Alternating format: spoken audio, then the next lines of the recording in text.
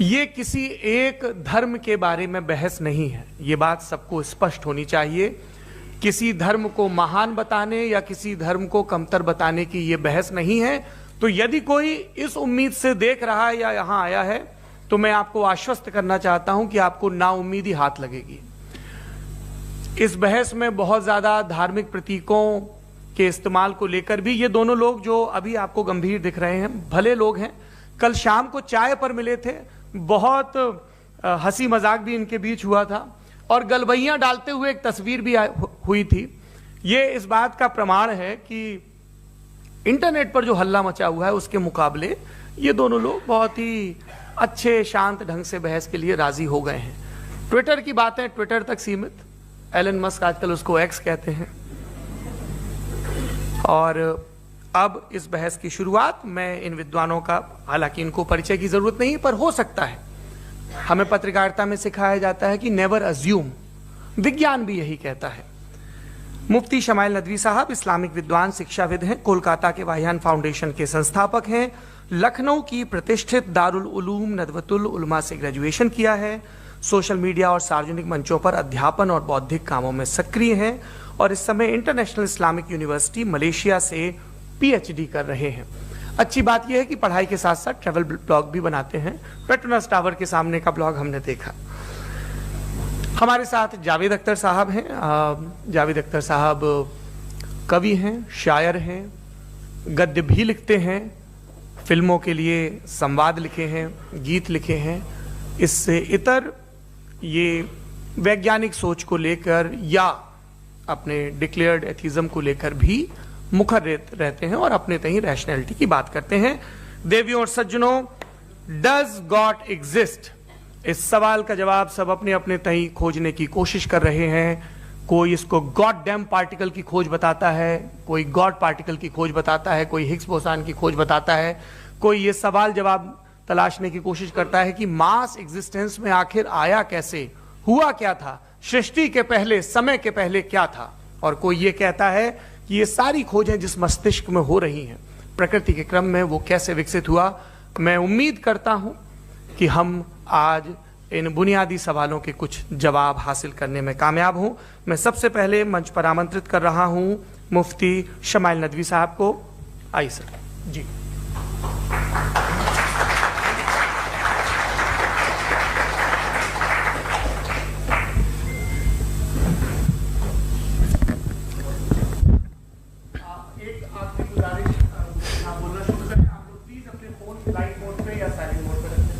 एक बार चेक कर ले, कई बार बेध्यानी हो जाती है।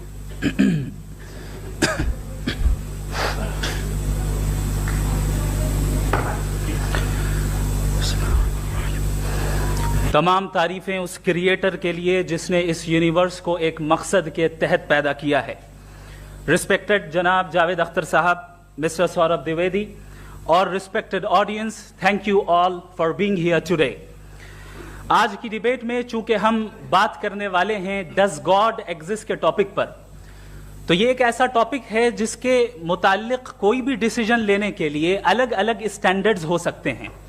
लिहाजा डिबेट के शुरू में ये जरूरी है कि हम ये जान लें कि आज के इस टॉपिक में कौन सा स्टैंडर्ड सही होगा और कौन सा गलत होगा।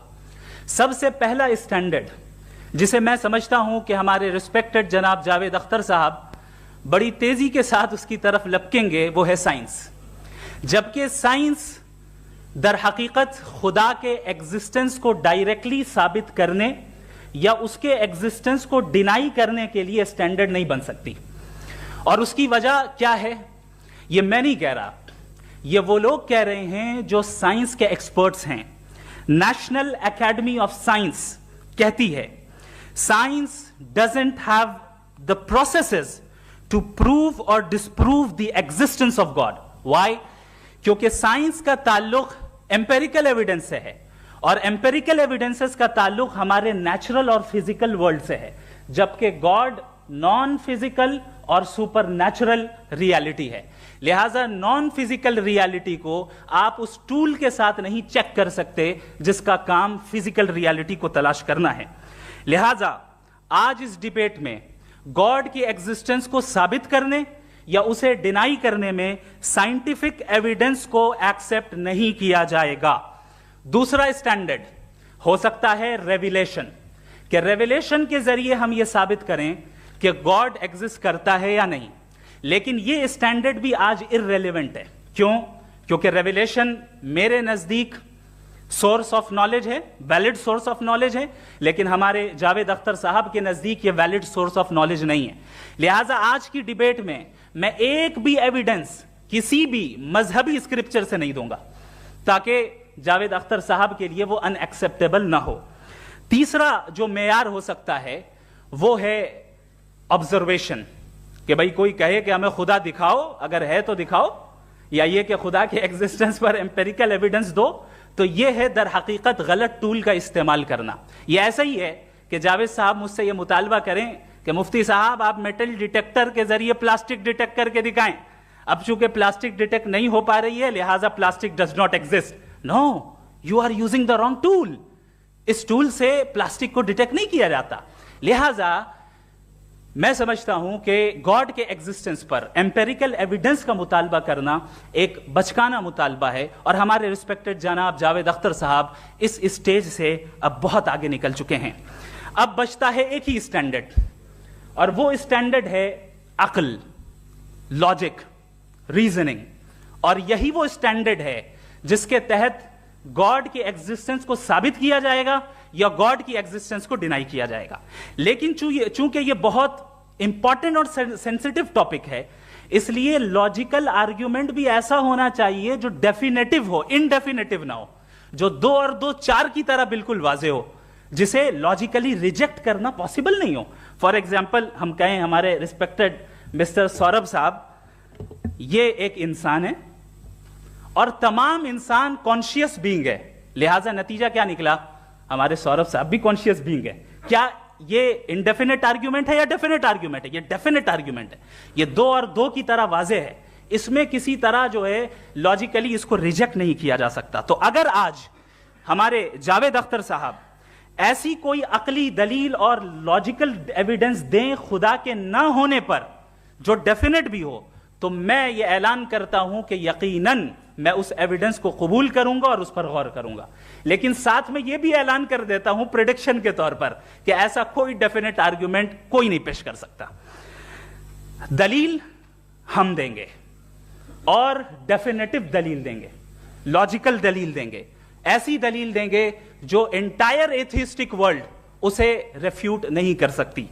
चलें अब हम एक एग्जाम्पल सोचते हैं, एक सिनेरियो, सिंपल सिनेरियो, तमाम ऑडियंस से गुजारिश है, हम और आप एक आइसोलेटेड आइलैंड पर हैं, ऐसा आइलैंड जहां पे हमसे पहले कोई कभी नहीं गया।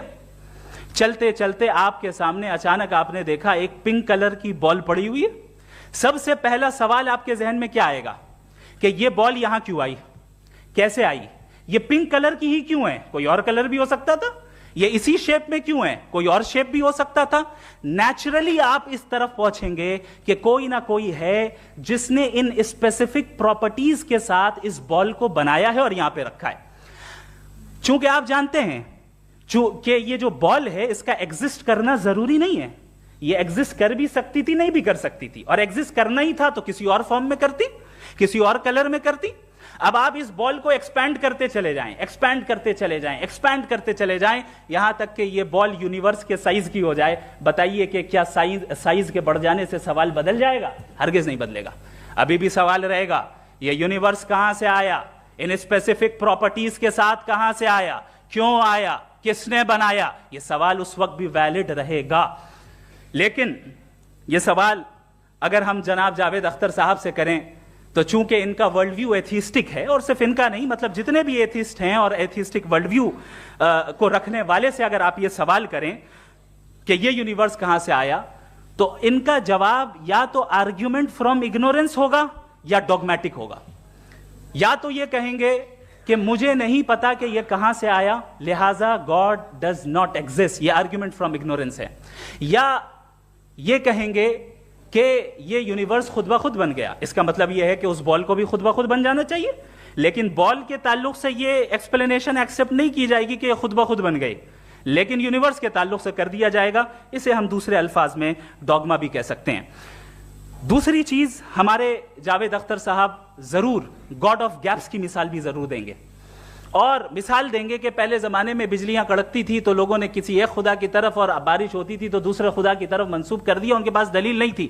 यह हमारा वर्ल्ड व्यू है ही नहीं, यह हमारा वर्ल्ड व्यू है ही नहीं, क्योंकि नेचुरल फेनोमेना के प्रोसेस की इंटरप्रिटेशन को जान लेने से यह कहां से साबित हो गया कि गॉड एग्जिस्ट नहीं करता है। इस पर मैं इंशाअल्लाह अभी आगे बात करूंगा। आप हजरात ये भी देखेंगे और मैं ये एक्सपेक्ट करता हूं कि हमारे रिस्पेक्टेड जनाब जावेद अख्तर साहब जरूर इमोशनल आर्ग्यूमेंट्स भी देंगे, जो कि एक लॉजिकल फेलेसी है जब बात आती है ट्रुथ को डिसाइड करने में। क्यों? मिसाल के तौर पर वो कहेंगे कि अगर गॉड है तो ईविल क्यों एग्जिस्ट करता है, जबकि मैं कहता हूं ईविल का एग्जिस्ट करना गॉड के एग्जिस्ट करने की दलील है, उसके खिलाफ नहीं है। चूंकि अगर गॉड है तो हम सब उसके सामने अकाउंटेबल हैं, और अगर हम अकाउंटेबल हैं तो अकाउंटेबिलिटी के लिए ईविल का मौजूद होना जरूरी है, उसके बगैर हम अकाउंटेबल नहीं हो सकते। और अगर हम अकाउंटेबल नहीं हैं तो हम जनाब जावेद अख्तर साहब से पूछेंगे कि आप बताएं कि फिर सफरिंग इस दुनिया में क्यों है? अगर खुदा नहीं है तो सफरिंग क्यों है? और उन लोगों के जज्बे का क्या जिनके अंदर सफरिंग के बाद इंतकाम लेने का जज्बा पाया जाता है और वो इस दुनिया में गए, क्या उनकी सारी तकलीफें बेकार चली जाएंगी? अब आ जाएं उसी एग्जाम्पल की तरफ कि बॉल, मुझसे अगर कोई पूछे इस बॉल को किसने बनाया और या इस एक्सपेंडेड बॉल को किसने बनाया, मैं कहूंगा कि चूंकि ये यूनिवर्स और इस यूनिवर्स की तमाम चीजें कॉन्टिंजेंट हैं। कॉन्टिंजेंट होने का मतलब ये होता है कि जो अपने एग्जिस्टेंस पे किसी के ऊपर डिपेंड करती हो, तो जाहिर है ये यूनिवर्स कॉन्टिंजेंट है। और अगर कोई चीज कॉन्टिंजेंट नहीं है तो मैं रिक्वेस्ट करूंगा कि मुझे दिखा दें कि कौन सी चीज यूनिवर्स में कॉन्टिंजेंट नहीं है, हम भी जरा गौर कर लें और हम भी देख लें। और जब कॉन्टिंजेंट चीजें मौजूद हैं तो फिलोसोफर्स की इस्तिलाह के मुताबिक, हम उस टर्मिनोलॉजी के मुताबिक हम उस जगह तक पहुंचते हैं और उस हस्ती तक पहुंचते हैं जिसे नेसेसरी बीइंग कहा जाता है, कि ये वो नेसेसरी बीइंग है जिसका मौजूद ना होना नामुमकिन हो। क्योंकि अगर ये मौजूद ना हो तो सारी चीजें एग्जिस्टेंस में आएंगी ही नहीं, और ये सारी कॉन्टिंजेंट चीजें उसी के ऊपर डिपेंड करती हैं। अब अगर आप ये सवाल करते हैं कि फिर उस हस्ती को किसने बनाया, फिर उसका कॉज क्या है, फिर उसका कॉज क्या है, फिर उसका कॉज क्या है, और एंडलेसली चले जाएं, इसे हम कहते हैं इन्फिनिट रीग्रेस ऑफ कॉजेस, जो कि लॉजिकल फेलेसी है। कॉन्सेप्चुअली इंफिनिटी पॉसिबल है। मिसाल के तौर पे न्यूमेरिकल्स 1 2 3 गिनते चले जाएं, इन्फिनिट नंबर्स हैं। मैं कॉन्सेप्चुअली बात नहीं कर रहा, प्रैक्टिकली रियलिटी में साबित करके दिखाएं कि infinite regress of causes possible है या नहीं। अगर पॉसिबल है तो हम मान लेंगे, मिसाल दे दें, और पॉसिबल नहीं है तो एक ही ऑप्शन बचता है जिसे हम कहते हैं नेसेसरी बीइंग। ऐसी नेसेसरी बीइंग जो इंडिपेंडेंट है, क्योंकि अगर वो डिपेंडेंट हुई तो वो नेसेसरी नहीं रहेगी। ऐसी इंडिपेंडेंट बीइंग जो इटर्नल है, अगर वो इटर्नल नहीं होगी, उसकी बिगिनिंग होगी तो वो खुद कॉन्टिंजेंट है। ऐसी बीइंग जो पावरफुल है, क्योंकि कॉन्टिंजेंट को एक्चुअलाइज करने के लिए पावर चाहिए। ऐसी बीइंग जो इंटेलिजेंट है और नॉलेजेबल है, क्योंकि ये यूनिवर्स स्पेसिफिक फॉर्म और स्पेसिफिक लॉज ऑफ नेचर के तहत प्रिसाइजली चल रहा है। थैंक यू मुफ्ती साहब। मैं इन दलीलों के बाद जावेद अख्तर साहब से गुजारिश करूंगा, आप बैठ के बोलना चाहेंगे या वहां? जी।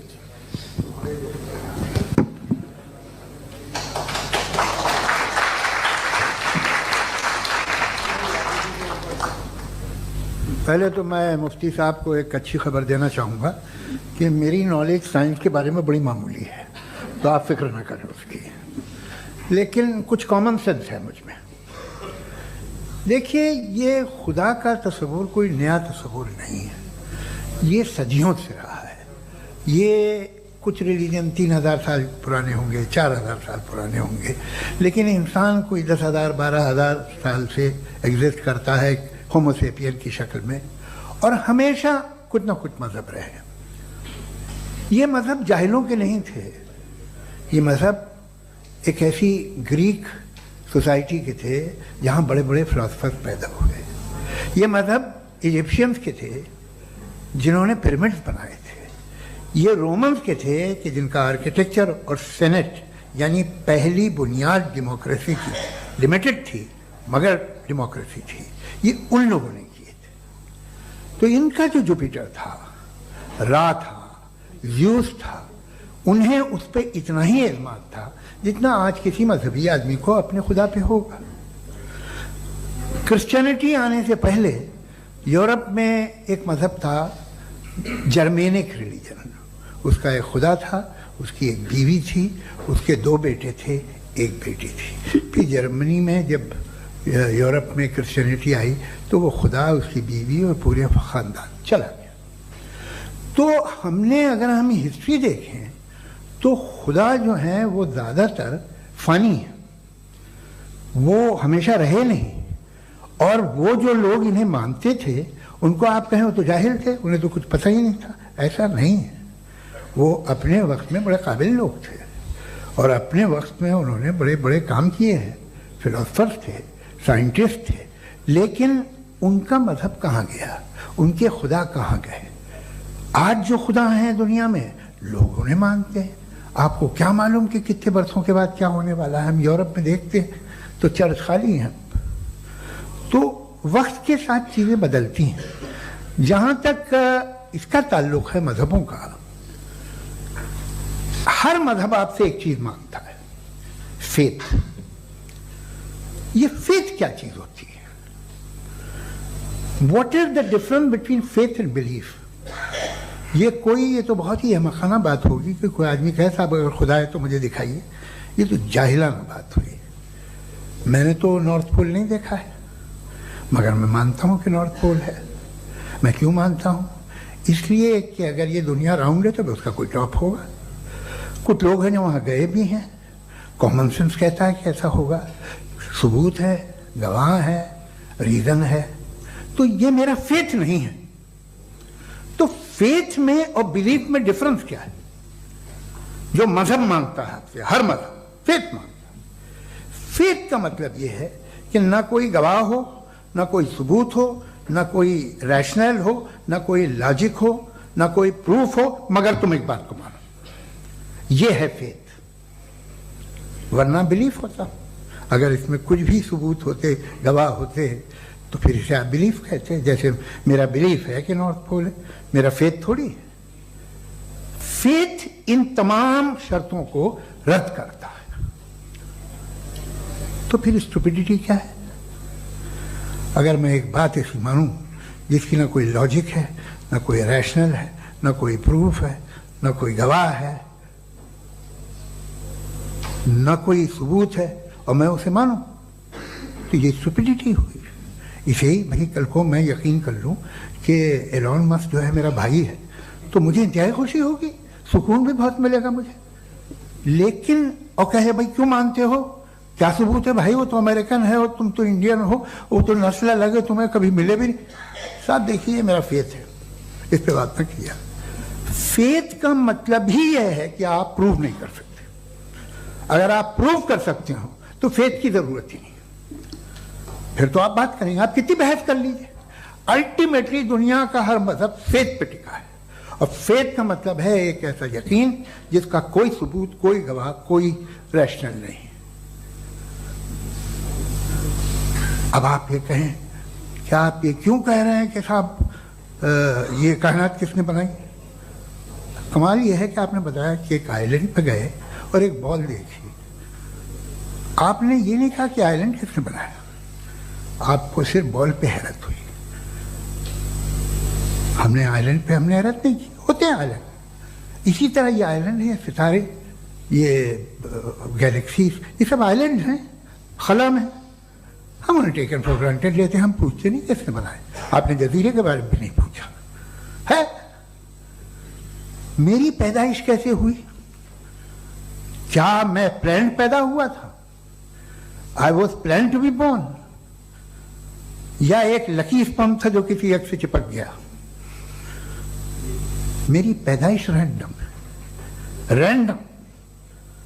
और इंसाफ जिसे आप कहते हैं, इंसाफ का तो नेचर से कोई वास्ता ही नहीं है। जो आप कहते हैं कि एक दिन इंसाफ मिलेगा, इंसाफ is a human concept. Nature में कोई इंसाफ नहीं। अगर शेर हिरन को खा जाता है तो उसे कोई सजा नहीं मिलती। अगर एक आंधी आती है और हरे भरे पेड़ों को उखाड़ के फेंक देती है तो आंधियों की जेल नहीं होती है। नेचर में इंसाफ नहीं, इसलिए मुझे नेचर को इंसाफ की जरूरत भी नहीं। नेचर तमाम एक है। अब हम कहें कि साहब ये देखिए जो मैंने खाना खाया था, ये मेरी आंख तो नहीं यूं कर दिया उसे, तो इसे सजा मिलनी नहीं। वो सिस्टम है, ऐसे ही चल रहा है। नेचर बगैर इंसाफ के है। इंसाफ इज अ ह्यूमन कॉन्सेप्ट। तो जो आपसे कहता है कि मैं तुम्हें इंसाफ दूंगा, वो इंसानी जहन की पैदावार है। ये नेचुरल है ही नहीं, ये आसमानी है ही नहीं, नेचर का तसव्वुर, इंसाफ का तसव्वुर। भाई आप साथ मिलते हैं, अब आप लेफ्ट हैंड ड्राइव कर लें, ये क्या है?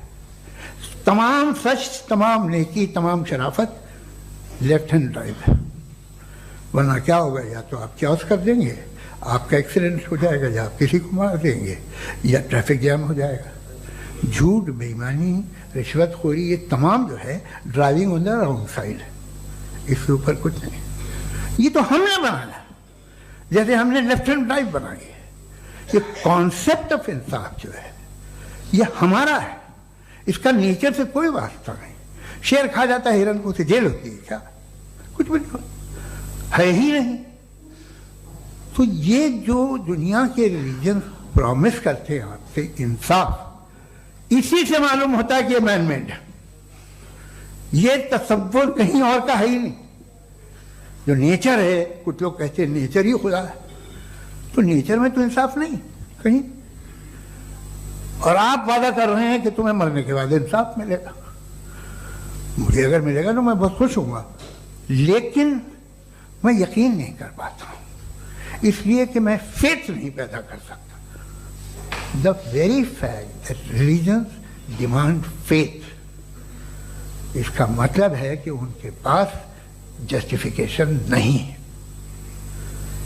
अच्छा था फिर रिलीजन अगर मॉडरेशन में है, कोई सा भी नहीं, वो आप में कुछ खूबियाँ भी पैदा करता होगा, देखिए उससे ये फ़ायदा है, वो फ़ायदा है। अल्कोहल जो है वो ज़्यादातर दवाओं में यूज़ होती है, और एक सर्वे किया गया था अमेरिका में कि लॉन्जिटिविटी किन लोगों की है। तो एक तरफ वो लोग थे जो शराब पीते ही नहीं थे, और एक तरफ वो थे जो एक बोतल शराब रोज पीते थे। सबसे ज़्यादा लंबी उम्र की है जो 2 पैक नाप के शराब पीते हैं और खाना खाते हैं। मगर हम शराब को बुरा समझते हैं, मैं भी बुरा समझता हूँ। क्यों? ऐसा होता नहीं। कुछ चीज़ों में आदत होती है जो बढ़ती है। आज तक में एक आदमी दूध पीता है, आप 10 साल बाद भी मिलेंगे तो एक ही गिलास पीता होगा। ऐसा नहीं होता, सुबह से दूध पीता रहता है। मिल्कोहलिक मैंने नहीं देखे, अल्कोहलिक होते हैं। ये टेंडेंसी है मजहब की कि वो बढ़ता है, जैसे कैंसर बढ़ता है, जैसे शराब बढ़ती है। कुछ लोग होंगे जो उसे सही तरह से यूज़ करते हैं। मुझे यकीन है कि हमारे मुफ्ती साहब भी उनमें से एक हैं, इनसे बहुत खुशी हुई मुझे इनसे मिलकर। लेकिन कितने लोग हैं कि आज आप देखते हैं दुनिया में जो तबाहियाँ हैं, इनमें कितना हाथ है उन लोगों का जो बिलीवर कहते था मजहब ये नहीं कहता, ना कहता होगा, मगर जब ये मजहब पीते हैं तो ऐसे बिहेव करते हैं। थोड़ा सा अगर हो तो शायद बहुत अच्छी बात, लेकिन शराब थोड़ी सी नहीं रहती, उसमें टेंडेंसी है पहले। थोड़ा सा अगर 2-3 कैंसर के सेल हो ना बॉडी में तो आदमी सिम रहेगा, लेकिन वो 2-3 सेल नहीं रहते, वो मल्टीप्लाई होते हैं। जावेद साहब टाइम पूरा हो गया। टाइम हो गया तो बस बात खत्म हो गई। अच्छा, मुझे कुछ और कहने को था भी नहीं। जी, मैं पहले जवाबी दौर के लिए इनवाइट कर रहा हूं मुफ्ती साहब को। Your rebuttal round 1, you have 7 minutes.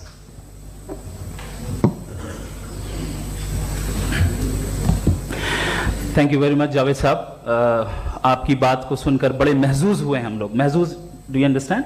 We enjoyed. Okay, अब थोड़ा सा लॉजिकली उसको हम लोग देखते हैं। दरअसल हम लोगों ने कल गुजारिश की थी मुफ्ती साहब से भी, जावेद साहब से भी, कि हिंदुस्तानी जबान आम फहम सबको समझ में आ जाए, और जहां कहीं आप मुश्किल शब्द इस्तेमाल करें वहां बताते भी चलें। Thank you. तो सबसे पहले हमारे रिस्पेक्टेड जावेद साहब ने हवाला दिया कि खुदा फानी है। कितने मजहब आगे चले गए, किसी ने जुपिटर को खुदा माना, किसी ने किसी को माना। मैं कहता हूं जिसने कॉन्टिंजेंट चीज को खुदा माना, गलत माना, वो खुदा ही नहीं, वो खुदा ही नहीं है।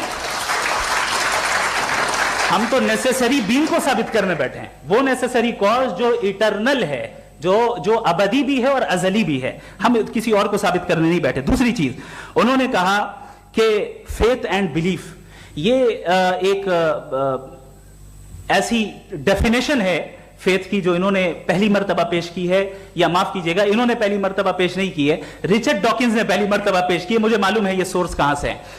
एपिस्टेमोलॉजिकली फेथ और बिलीफ का फर्क आप इस तरह नहीं कर सकते सर। फेथ सही भी होता है, गलत भी होता है, बिलीफ सही भी होता है, गलत भी होता है। जो लॉजिक, रीजन और एविडेंस से बैक्ड होगा वो फेथ सही होगा। और आप जिस फेथ की बात कर रहे हैं कि इलॉजिकल है और उसके पीछे नहीं है, तो we are on the same page. हम नहीं मानते उस फेथ को, जो फेथ ऐसा हो जिसके पीछे कोई लॉजिक ना हो, एविडेंस ना हो, हम नहीं मानते। हम तो उस फेथ के कायल हैं जिसके पीछे लॉजिक हो और एविडेंस हो। तो बिलीफ सही भी होता है, गलत भी होता है, फेथ भी सही होता है और गलत भी होता है। तो आज फेथ और बिलीफ के डिफरेंस पे बात नहीं हो रही है। आज आप चाहे फेथ एक्सेप्ट कर लें या बिलीफ एक्सेप्ट कर लें, आज ये बात होगी कि ट्रूथ क्या है, चाहे ट्रू बिलीफ सही है या ट्रू फेथ सही है, और फॉल्स फेथ क्या है और फॉल्स बिलीफ क्या है, बात इस पे हो रही। दूसरी चीज इन्होंने पूछा, स्टुपिडिटी फिर क्या है? अगर फेथ, रिलीजन स्टुपिडिटी नहीं है तो और क्या है? चूंकि फेथ का मुतालबा करते हैं तो स्टुपिडिटी क्या है? मैं कहता हूं स्टुपिडिटी एथिज्म है। उसकी वजह यह है कि आप एक सड़क पे जा रहे हो और आप किसी गार्डन में जाएं और देखें वहां लिखा है फूलों के साथ I love Javed Akhtar, and I really do, I love you sir. So जब आप वहां पर पहुंचे तो वहां पहुंचकर अब ये बताएं, क्या आप ये कहेंगे वाह व्हाट अ नेचुरल सिलेक्शन? ये क्या नेचुरल सिलेक्शन है? नहीं, ये प्रिसाइजली डिजाइंड है, इसके पीछे डिजाइनर है। लिहाजा अगर कोई एक ऐसी कॉमन सेंस की बात को कबूल नहीं कर रहा है कि यूनिवर्स जो इतने प्रिसाइजली काम कर रहा है, हम कहते हैं कि खुद ब खुद बन गई, मैं समझता हूं इससे बड़ी स्टुपिडिटी और कुछ नहीं है। ये इरैशनल चीज है। फिर हमारे सर ने कहा कि आपने बॉल पे फोकस किया, आइलैंड पे फोकस नहीं किया। अरे आइलैंड को किसने बनाया यही समझाने के लिए तो बॉल की मिसाल दे रहा हूं।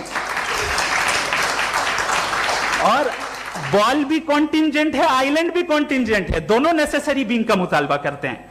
आगे इन्होंने कहा कि नेचर में कोई इंसाफ नहीं है, हम डिसाइड करते हैं कि मोरालिटी क्या होती है, इंसाफ क्या होता है, हम डिसाइड करते हैं। जैसे ड्राइविंग सीट में ट्रैफिक वाला, ये तो किसी खुदा ने नहीं कहा, ये है, इसे कहते हैं फॉल्स इक्विवेलेंस। ये एक लॉजिकल फेलेसी है। आपने जो है मिसाल दी ड्राइविंग की और ट्रैफिक की, ये सब्जेक्टिव मोरालिटी है। आप सब्जेक्टिव मोरालिटी को मिसाल बनाकर ऑब्जेक्टिव मोरालिटी के ऊपर नहीं थोप सकते। इंसाफ की ऑब्जेक्टिव मोरालिटी। अगर आप ये कहते हैं कि नेचर में इंसाफ नहीं है तो इंसाफ का न होना ये नेचुरल हुआ, तो फिर नेचर को नेचर रहने दे, क्यों हम इतना स्ट्राइव कर रहे हैं दुनिया में इंसाफ लाने के लिए? ये तो इलॉजिकल बात है, इरैशनल बात है। इसलिए बहुत सी चीजें ऐसी हैं जो ऑब्जेक्टिवली जो है इविल या गुड हैं, और बहुत सी चीजें ऐसी हैं जो सब्जेक्टिवली हैं। सब्जेक्टिवली जो मोरल होता है या इमोरल होता है उसको हम सोशल कंसेंसस से या पर्सनल प्रेफरेंस से डिसाइड करते हैं।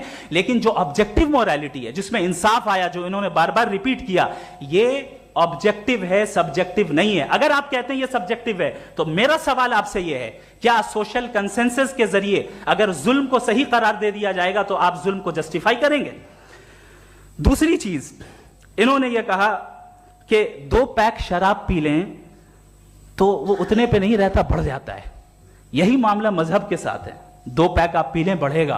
तो ये एक ऐसी मिसाल है, इसको कहीं भी फिट कर लें कि आप एथिज्म पे जब फिट करें, जब आप 2 पैक एथिज्म का लेंगे ना तो वो बढ़ बढ़ के नॉर्थ कोरिया बनेगा। Thank you.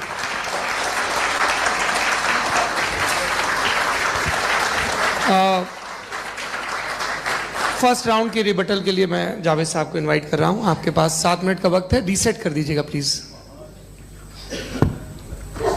मुझे इस बात की खुशी है कि मुफ्ती साहब ने भी मान लिया कि नेचर में कोई इंसाफ नहीं है। तो कोई भी चीज़ जो इंसान ने नहीं बनाई है उसमें इंसाफ नहीं होता है। एक बात मैं आपसे अर्ज करूँ, जरा पता लगा लीजिएगा, ये जो आप बाग में जाते हैं बेहद खूबसूरत फूल देखते हैं ना, इनमें से कोई नेचुरल नहीं है। ये सारे फूल क्रॉस करके बनाए गए हैं। जो जंगल में फूल होते हैं नहायत मामूली होते हैं, ये फूल इंसानों ने बनाए हैं। जो आप बाग में देख के वाह वाह कहते हैं, ये इंसानों के बनाए हुए हैं। डिफरेंट फूलों को क्रॉस करके, डेवलप करके, फिर क्रॉस करके इस तरह से बनाए गए। नेचुरल फ्लावर नहीं। किसी जंगल वीरान में जाके आप गुलाब के फूल नहीं देखेंगे। ये सब बनाए हुए इंसान ने, बहुत से काम इंसान ने किए हैं। बाकी है कि आपने मेरी एक बात का जवाब नहीं दिया, जिससे मुझे शिकायत है कि फेथ क्या है और आप फेथ मांगते क्यों हैं मुझसे? आप तो लॉजिकल हैं, आपके पास तो सारे रैशनल हैं, आपके पास सारे सबूत हैं, तो आपको फेथ की डिमांड क्यों करते हैं कि भाई तुम सरेंडर कर दो और सवाल मत करो? कोई मजहब सारे सवाल करने की इजाजत नहीं देता है और मना करता है कि दादा सवाल ना करो, बह जाओगे तुम। आप क्यों रोकते हैं? हकीकत यह है कि इंसानी तारीख क्या है। इंसानी तारीख ये है कि दुनिया में दो तरह के लोग हुए हैं। एक वो जिन्होंने अपनी लाइल्मी की परस्तिश की है, दूसरे वो जिन्होंने अपनी इग्नोरेंस या लाइल्मी से झगड़ा किया है और मालूम किया है कि क्या है। ये जो आप कह रहे हैं, आज आप हैरान हैं कि भाई ये यूनिवर्स कैसे बनी। लोग हैरान थे कि सूरज डूबता है तो इधर से कैसे निकलता है। और आप एक कदम जाके हमेशा का मानने को तैयार है, एक कदम पीछे ही मान जाइए। भाई आप इसके बाद जाते हो, कहते सवाल ना करना कि ये कहां से आया, ये पावर तो हमेशा से हमेशा रहेगी। तो आप यूनिवर्स के बारे में मानने में क्या तकलीफ है? एक कदम पहले रुक जाइए। ये हमेशा से थी या नहीं थी, हमें मालूम नहीं है। और ये कहना कि हमें मालूम नहीं है, कमाल ये है कि दुनिया के सारे मजहब सब जानते हैं ये दुनिया कैसे बनी थी, कैसे मिटेगी, मरने के बाद क्या होगा, इनको सब इल्म है। इनको किसी को डायनासोर होते थे पहले ये नहीं पता था, किसी को नहीं पता। किसी भी दुनिया की मजहबी किताब में डायनासोर का जिक्र नहीं है। लेकिन बाकी सब बातें, how to make universe in 4 easy lessons and बाकी सब पता है। जिसको सब पता है वो गड़बड़ है। हम में ये इंकिसार, ये ह्यूमिलिटी होनी चाहिए कि हम ये कहें कि हमें ये बहुत सारी बातें नहीं मालूम, लेकिन हम उनकी परस्तिश ना करें, अपनी लाइल्मी को की परस्तिश ना करें, हम उसे पता लगाने की कोशिश करें। जिस दुनिया में आप बैठे हैं सर, ये हॉल जो है, ये इलेक्ट्रिसिटी जो है, ये माइक जो है, जिस हवाई जहाज से आप आए थे, वो जिस कार से आप यहाँ आए हैं, ये सब उन लोगों की बनाई हुई है जिन्होंने सवाल किए थे। ये दुनिया जिसमें आप आज आराम से हैं, ये उन लोगों की बनाई है कि जिन्होंने सवाल किए थे। और हर स्टेज पे इन सवालों को मकरूह कहा गया था, गलत कहा गया था। आप जरा तारीख पढ़िए, एक बड़ी दिलचस्प किताब है बर्ट्रैंड रसेल की, जिसमें उसने रिलीजन एंड साइंस कि कब से रिलीजन जो है साइंस के अगेंस्ट है। और हद तो यह है कि भाप के इंजन के खिलाफ थे, स्टीम इंजन के भी खिलाफ थे, और फतवे हुए उन पे, वेटिकन ने दिए। तो ये हमेशा, अभी जैसे ही ये राइट विंगर आते हैं अमेरिका में पावर में, तो वो जो अपना ये क्या बोलते हैं उसे, सीड क्या वर्ड है, सीड क्या जो, हाँ नहीं सीड जो होते हैं जिन पे आप जी नहीं भाई, वो जो ह्यूमन बॉडी के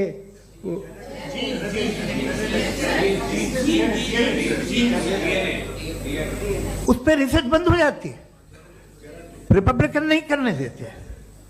अरे भाई इतना डर क्या है तुम्हें? एक जमाने में बहुत नाराज थे ये सारे मजहबी लोग कि ये इंसान तो इंसान बनाने की कोशिश कर रहा है। आपको क्या तकलीफ भाई, बना ले तो बना लेने दो, ये खौफ क्या है? और ये सब आज जो आप कह रहे हैं नामुमकिन है, ये कैसे हुआ? मुझे एक किस्सा याद आता है। जब मैं 6ठी क्लास में था तो मैं मैथमेटिक्स में बहुत वीक था, तो एक टीचर रख दिया गया, उसने 1 2 3 4 5 6 7 को सिखा दिया मुझे। वो दिन मैं भूल नहीं सकता हूँ मुफ्ती साहब, जिस दिन उसने ये बताया कि 1/2 क्या होता है और 3/4 क्या होता है। मुझे ऐसा लगा कि मेरा सर बीच से फट जाएगा। ये आदमी कह रहा है कि जो दीवार के अंदर जाओ वॉक करते हुए। मैं इस बात पे, तो आज जो बातें आपके जहन से बिल्कुल परे हैं और आप हैरान होते हो उन्हें देख के, एक वक्त आएगा कि मामूली लगेंगे। और हुआ है, आपकी इंसानी तारीख ही है। इतनी जल्दी सारे फैसले आप मत कर लीजिए, थोड़ा ये ह्यूमिलिटी रखिए कि भाई ये हमें नहीं मालूम। ये कहने में क्या आ रहा है? ये यूनिवर्स कहाँ तक फैली, ये कब से है और कब तक रहेगी, हमें नहीं मालूम। आपने फैसला कर लिया कब बनी। ये आपके हिसाब से कोई 14 बिलियन ईयर बनी जो समझा जाता है। उससे पहले हजारों करोड़ों अरबों साल तक खुदा बैठा क्या कर रहा था? खामोश बैठा था ऐसे ही, जमाइयाँ ले रहा था। फिर उसे आइडिया आया, यार एक काम करते, वक्त अच्छा गुजर जाएगा, यूनिवर्स बनाते। सोचिए, वो तो हमेशा से है ना, मगर यूनिवर्स हमेशा से नहीं है, ये तो बनाई गई है। और उससे पहले क्या था, इनका क्या काम था? कैसी बात है, ये बड़ा आसान है। जो बात हमें आज धीरे धीरे पता चली है, बरसों 2000 और 2500 साल पहले आपको किसी ने बता दिया कि क्या था, आप मान गए, और तब से वही मान रहे हैं जो 2500 साल पहले कहा गया था। सब कुछ बदल गया है, सॉल्व हो रही हैं चीज़ें। अभी साइंस बिल्कुल दावा नहीं करती, या कोई फिलोसफर ये दावा नहीं करता कि हमें सब मालूम, बल्कि वो कहता है कि हमें जितना मालूम होता है उससे ये मालूम होता है कि हमें कितना कम मालूम। तो हम अपनी जहालत से लड़े, उसकी परस्तिश न करें। जी, time up. Thank you so much. मैं तर्कों की श्रृंखला में राउंड 2 के लिए मुफ्ती साहब को आमंत्रित कर रहा हूं। आपके पास एक बार फिर से 7 मिनट का वक्त है। शुक्रिया। जनाब जावेद अख्तर साहब कई मर्तबा दोहरा रहे हैं कि फेथ का मतलब बताइए, फेथ का मतलब बताइए। मैंने बता दिया, फेथ सही भी होता है, गलत भी होता है। और आज हम फेथ पे बात नहीं कर रहे, हम ट्रूथ और डज गॉड एग्जिस्ट पे बात कर रहे हैं। क्या डज गॉड एग्जिस्ट, ये ट्रूथ यानी गॉड है या नहीं है, इसमें से दोनों ट्रूथ क्या है। अब आप उसे फेथ कह लें, बिलीफ कह लें, नॉट माई बिजनेस। उसके बाद आपने कहा कि भाई सवाल करने से मजहब रोकता है। मैं कहता हूं जो रोकता है वो रोकता होगा, मैं नहीं रोकता, बल्कि सवाल करें, सवाल करना चाहिए। सवाल कर करके तो हम आगे बढ़ते हैं, तरक्की करते हैं, और इसीलिए मैं आज यहां पे आया हूं। लेकिन सवाल सिर्फ खुदा से नहीं होगा, आपसे भी होगा। सवाल एथिज्म से भी होगा, सवाल सिर्फ मजहब से नहीं होगा, सबसे होगा। और आज मैं सवाल करूंगा और उम्मीद है कि आप जवाब देंगे। अभी तक आपने वैसे कॉन्टिंजेंसी आर्गुमेंट का कोई जवाब नहीं दिया। चलें, आपने कहा यूनिवर्स के बारे में इटर्नल क्यों नहीं बोल देते। ये चूंकि लॉजिकली पॉसिबल ही नहीं है कि यूनिवर्स इटर्नल हो। यूनिवर्स एक कॉन्टिंजेंट चीज है जो टाइम एंड स्पेस के पाबंद है, टाइम एंड स्पेस से बाउंड है। जो टाइम एंड स्पेस से बाउंड होगा वो कॉन्टिंजेंट होगा, जो कॉन्टिंजेंट होगा वो उसकी बिगिनिंग हुई होगी, जिसकी बिगिनिंग हुई होगी वो इटर्नल नहीं हो सकता। ये तो कॉमन सी बात है। आपने कहा कि किसी मजहबी किताब में डायनासोर का जिक्र नहीं है। अफसोस कि आज तक किसी मैथमेटिक्स की किताब में मुझे डायनासोर का जिक्र नहीं मिला। तो इसका मतलब मैथमेटिक्स की किताब बेकार है? नहीं, उसका वो टॉपिक नहीं है। रेवलेशन का और मजहबी किताबों का टॉपिक ये नहीं है कि आपको आके बताए साइकिल कैसे बनाते हैं, या आकर ये बताएं कि जो है डायनासोर कब था। वो तो मोरालिटी सिखाने आया है, गॉड के बारे में बताने आया, नॉन फिजिकल रियलिटी की हकीकत को सिखाने के लिए आया। रिलीजियन साइंस को रोकता है? नहीं रोकता। अगर रोकता है तो गलत करता है। रिलीजियन साइंटिज्म को रोकता है, जिसमें हमारे जावेद साहब मुब्तला है। साइंस और साइंटिज्म में फर्क है। साइंटिज्म यह है कि आप समझें कि साइंस और साइंटिफिक मेथोडोलॉजी ये नॉलेज को हासिल करने का वाहिद सोर्स ऑफ नॉलेज है। यह है साइंटिज्म। हम इसे रिजेक्ट करते हैं। हम साइंस को तो तरक्की करते हैं, भाई आप हमारी पूरी तारीख कर लें, पढ़ लें तो आपको पता चल जाएगा। बहरहाल ये अलग टॉपिक है। उसके बाद इन्होंने एक लफ्ज कहा, वेटिकन ने फतवा दिया। वेटिकन का फतवे से कोई ताल्लुक नहीं है, दोनों कॉन्ट्राडिक्टरी अल्फाज हैं। उसके बाद उन्होंने कहा कि भाई हमें नहीं मालूम। अगर नहीं मालूम तो क्लियरली कह देना कि नहीं मालूम है, इसमें क्या हर्ज है। तो वही तो मैं कह रहा हूं ना कि आप कह दें कि नहीं मालूम, लेकिन क्लेम क्यों कर रहे हैं कि गॉड एग्जिस्ट नहीं कर रहा है। आप कह दें नहीं मालूम है, हो सकता है हो सकता ना हो, लेकिन आप क्लेम कर रहे हैं। The moment you say God does not exist, this is a claim, and now the burden of proof is upon you too, जैसे हमारे ऊपर है। और क्यों है मैं बताता हूं, क्यों है ये भी मैं बताता हूं। फिलोसॉफिकली जो क्लेम होता है ना, सिर्फ ये नहीं होता कि इंसान कहे पॉजिटिव क्लेम करे और नेगेटिव क्लेम करे तो बर्डन ऑफ प्रूफ नहीं है। आप मिसाल के तौर पे मैं कहूं कि फुला उस कमरे में कोई नहीं है, मैंने एक नॉलेज का क्लेम किया है। उस कमरे में कोई नहीं है, मैंने एक नॉलेज का क्लेम किया। या तो मैं कहूं मुझे नहीं पता, हो भी सकता है नहीं भी हो सकता है, this is not a claim. लेकिन जब मैं कह रहा हूं कि वहां कोई नहीं है, या मैं कह रहा हूं वहां कोई है, दोनों क्लेम है और दोनों के ऊपर बर्डन ऑफ प्रूफ है। हमारे ऊपर भी बर्डन ऑफ प्रूफ है। मैंने कंटिंजेंसी आर्ग्यूमेंट दिया, इसे तोड़कर दिखाइए। आखिरी चीज, इन्होंने कहा कि खुदा दुनिया बनाने से पहले 150 साल पहले या करोड़ों साल पहले क्या कर रहा था? अरे हजरत, चलें, बहरहाल मैं जवाब दे देता हूं। आप हमारे रिस्पेक्टेड पर्सनालिटी हैं, अगर आप नहीं होते तो मैं ऐसे एंटरटेन ही नहीं करता। टाइम, ये 100 साल पहले या 100 साल बाद, पहले बाद में अभी, ये वो अल्फाज हैं जिनका ताल्लुक टाइम से है। टाइम शुरू ही हुआ है यूनिवर्स की बिगिनिंग के बाद, तो उसके पहले खुदा क्या कर रहा था? सवाल इलॉजिकल है, ये फेलेसी है। यानी आप ये कह रहे हैं कि यूनिवर्स के बनने से पहले खुदा क्या कर रहा था? टाइम के बनने से पहले, पहले का ताल्लुक टाइम से, टाइम उस वक्त था ही नहीं, तो ये सवाल ही इनवैलिड है खुदा के ताल्लुक से। दूसरी चीज, आर्ग्यूमेंट ऑफ कंटिंजेंसी जो मैंने आपके सामने पेश की है, आपने बार बार ये प्रूफ किया और ये कह रहे हैं कि गॉड ऑफ गैप्स। देखिए, पहले नहीं मालूम था, साइंस ने कर दिया। सिंपल्स की मिसाल से मैं समझा देता हूं। जिस गैप्स की आप बात कर रहे हैं ना, साइंस उन गैप्स को जिन चीज के जरिए भी प्रूव करेगा वो कॉन्टिंजेंट ही होगा, अब चाहे वो फोर्स हो, मैटर हो या एनर्जी हो। लिहाजा सवाल हमारा उस वक्त भी वैलिड होगा जब तक कि आप नेसेसरी बीइंग पे ना आ जाएं, और इन्फिनिट रिगरेस पॉसिबल नहीं है of causes in practical world, तो जाहिर है कहीं रुकना पड़ेगा, जहां रुकेंगे वही खुदा है। दूसरी चीज, आपने ये कहा, क्या कह रहा था मैं, किस पॉइंट को?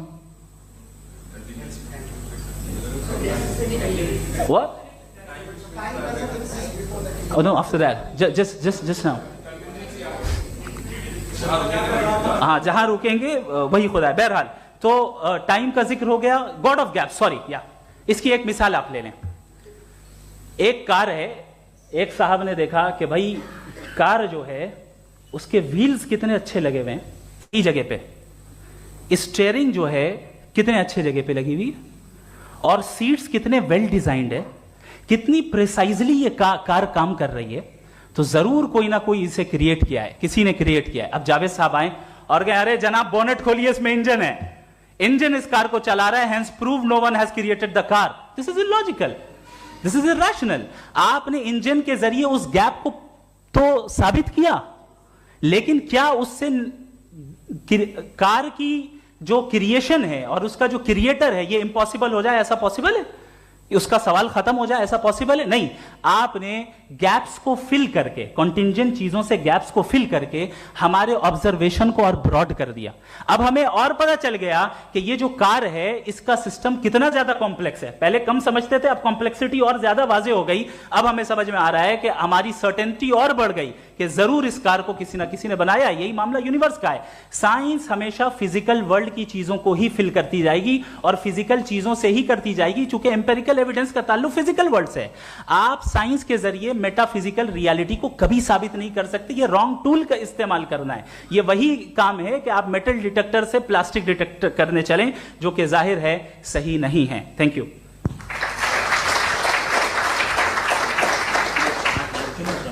जी, ये आर्ग्यूमेंट का राउंड 2 है। हाँ। 7 मिनट है। पहले तो मैं आपसे अर्ज करूं कि आपने कहा कि जब कायनात ही नहीं थी तो वक्त भी नहीं था, कुछ भी नहीं था। कैसे नहीं था? खुदा था, एक एग्जिस्टेंस तो था ना खुदा का। तो जब खुदा था तो वक्त भी होगा। ऐसा नहीं है कि कुछ भी नहीं था, खुदा था। अच्छा, बाकी एक आपने कहा साहब आप साबित कीजिए, आपके पास भी लॉजिक है या मेरे पास भी लॉजिक है। आप मेरा जिम्मेदारी नहीं है साबित करना कि खुदा है।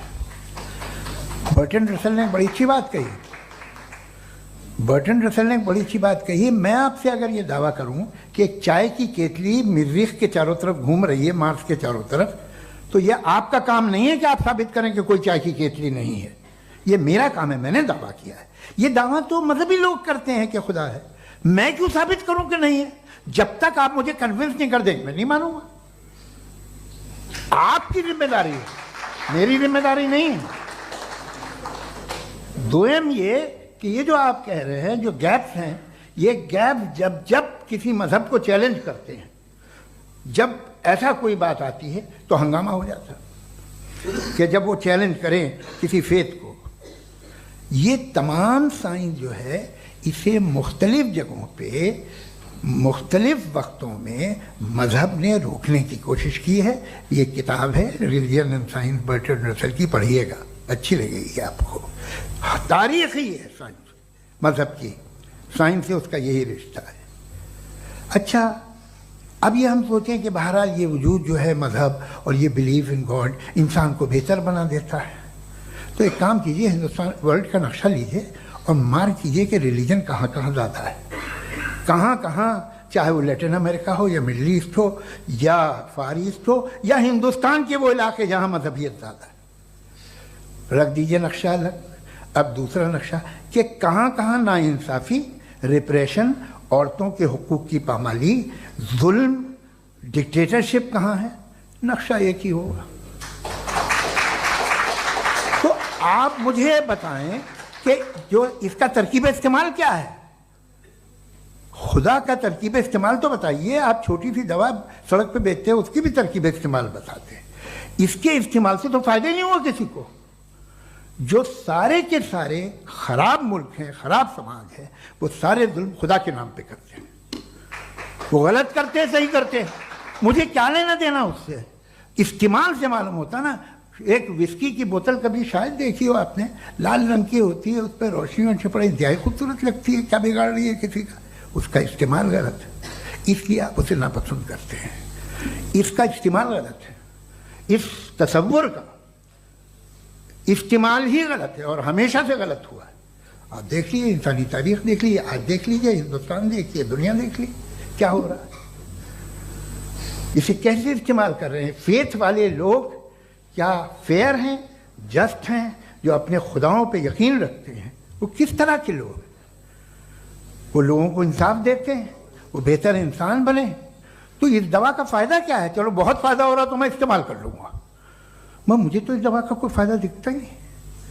मुझे तो ऐसा लगता, मैं एक और बात बताऊं, अगर कोई आदमी मजहबी है और अच्छा आदमी है तो मैं उसकी बहुत इज्जत करता हूँ, इसलिए कि मेरा ख्याल है मजहबी आदमी का अच्छा होना मुझसे अच्छा होने से ज़्यादा मुश्किल है। भाई हर चीज़ की एक लिमिट है। आप इतना भाग सकते हैं, इतना नहीं भाग सकते, इतना वजन उठा सकते, इतना नहीं उठा सकते, इतना दूर देख सकते हैं, इतना दूर नहीं देख सकते। उसी तरह कॉमन सेंस कहता है कि आप में नेकी का भी एक कोटा होगा।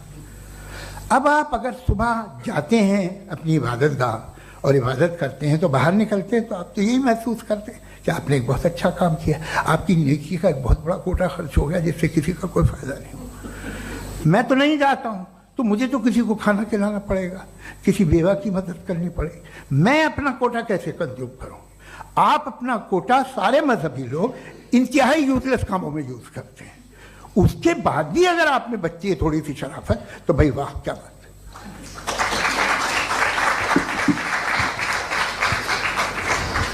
एक तो मुझे ये बात बहुत अच्छी लग रही है कि दोनों ही विद्वान समय को मानते हैं और बहुत समय से अपनी दलीलें और बाज दफा समय से पहले अपनी तकरीरें पूरी करके अपनी अपनी कुर्सी पर बैठ रहे हैं। ये इस आर्ग्यूमेंट का राउंड 2 पूरा हुआ। अब रिबटल का राउंड 2 है और उसके बाद क्रॉस एग्जामिनेशन होगा। नहीं, आपका आर्ग्यूमेंट हो गया सर। हमारे यहाँ स्कूल के सिलेबस में पंच परमेश्वर कहानी पढ़ाई जाती है, प्रेमचंद जी की लिखी हुई। आप निश्चिंत रहिए, आपके कोई राउंड में मिस नहीं होने दूंगा। रिबटल का राउंड 2 मुफ्ती शमाइल नदवी साहब।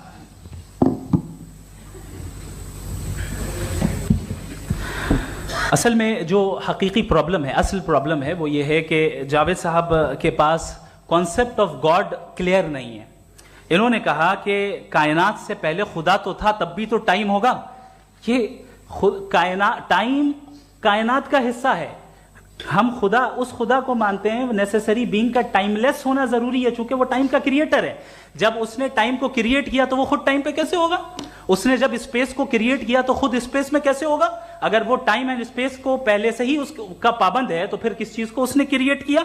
लिहाजा ये सवाल गलत है कि खुदा था तो टाइम होगा। बिल्कुल नहीं, टाइम के पाबंद हम हैं, खुदा नहीं है। हम फिजिकल वर्ल्ड से ताल्लुक रखते हैं, वो मेटाफिजिकल रियलिटी है।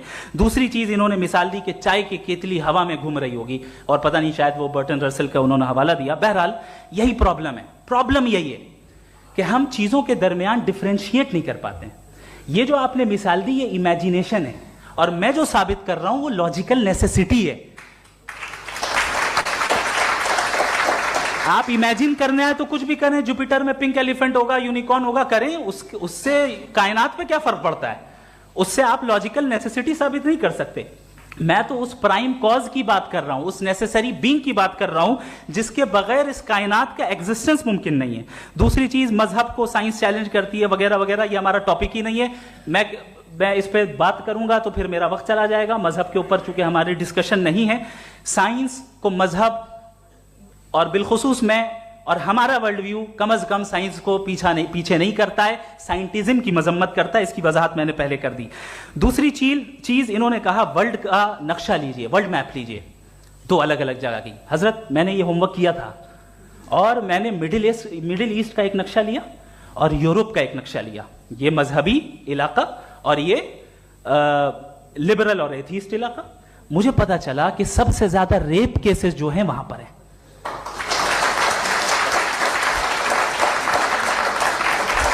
मुझे ये पता चला यूएन की रिपोर्ट के मुताबिक, मैं ये अपने घर से नहीं लेके आ रहा, कि जो वर्किंग वुमेन है यूरोपियन कंट्रीज में, उसमें 81% वुमेन सेक्सुअल हैरेसमेंट का वर्क में शुमार हो रही है। ये मिडिल ईस्ट में नहीं हो रहा है, वो मजहबी लोग हैं इसलिए नहीं हो रहा है। दूसरी चीज, आपने ये कहा कि मजहबी आदमी का अच्छा होना हमारे अच्छे होने से बहुत मुश्किल है, बहुत मुश्किल है। तो इसका मतलब यह है कि गॉड के अलावा आपके पास अच्छे और बुरे का कोई स्टैंडर्ड है। मैं चाहूंगा कि कन्वर्सेशनल स्टाइल वाली डिस्कशन और सेगमेंट पे इसी पे बात कर लेते हैं। Thank you very much.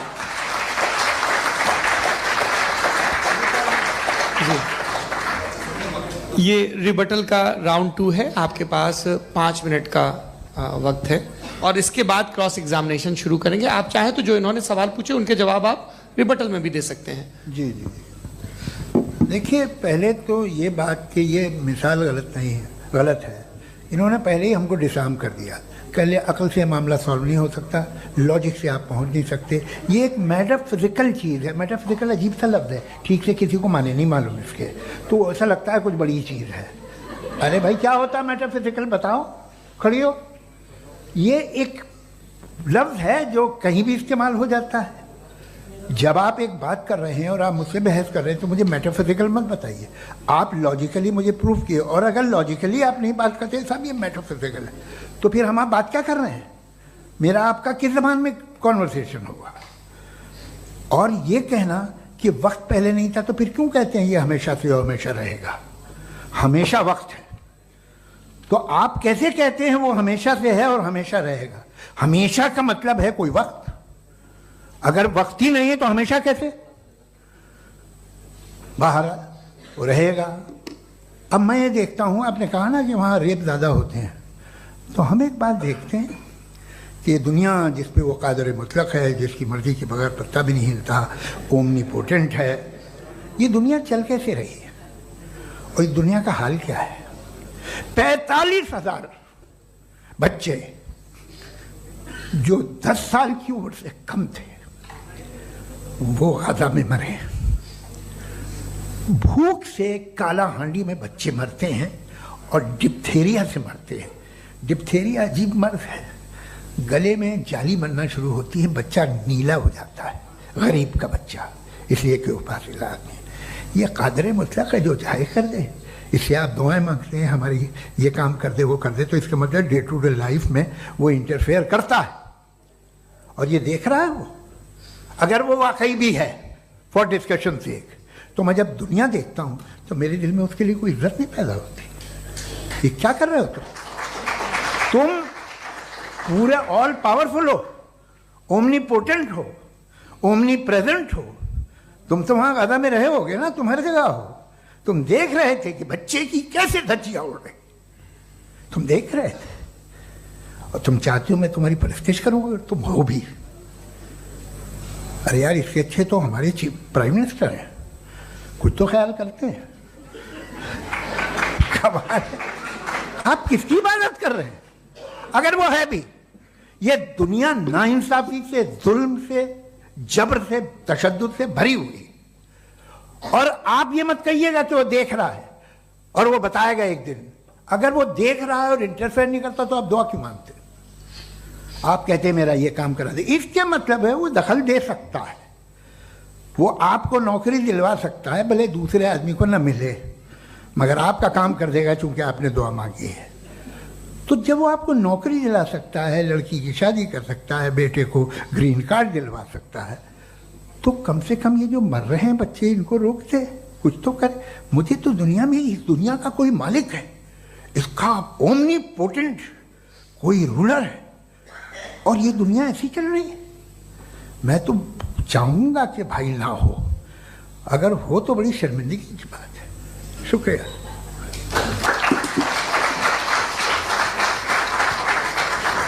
देवियों और सज्जनों, इस बहस के 2 राउंड और 2 रिबटल पूरे हो चुके हैं।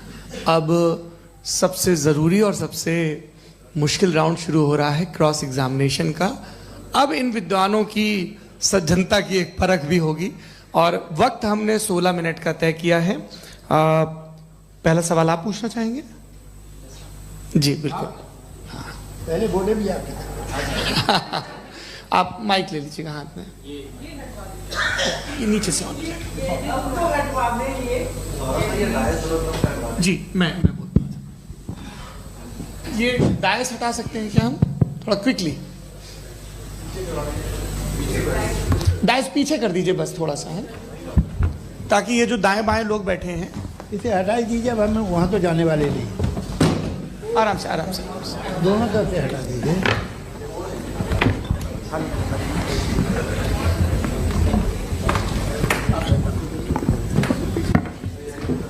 इस बीच आप लोग भी अपने अपने सवाल तैयार कर लें।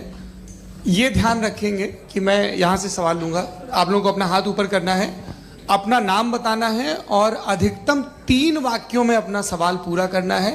कई लोग सवाल की जगह भाषण देने लगते हैं, उससे आज बचना है।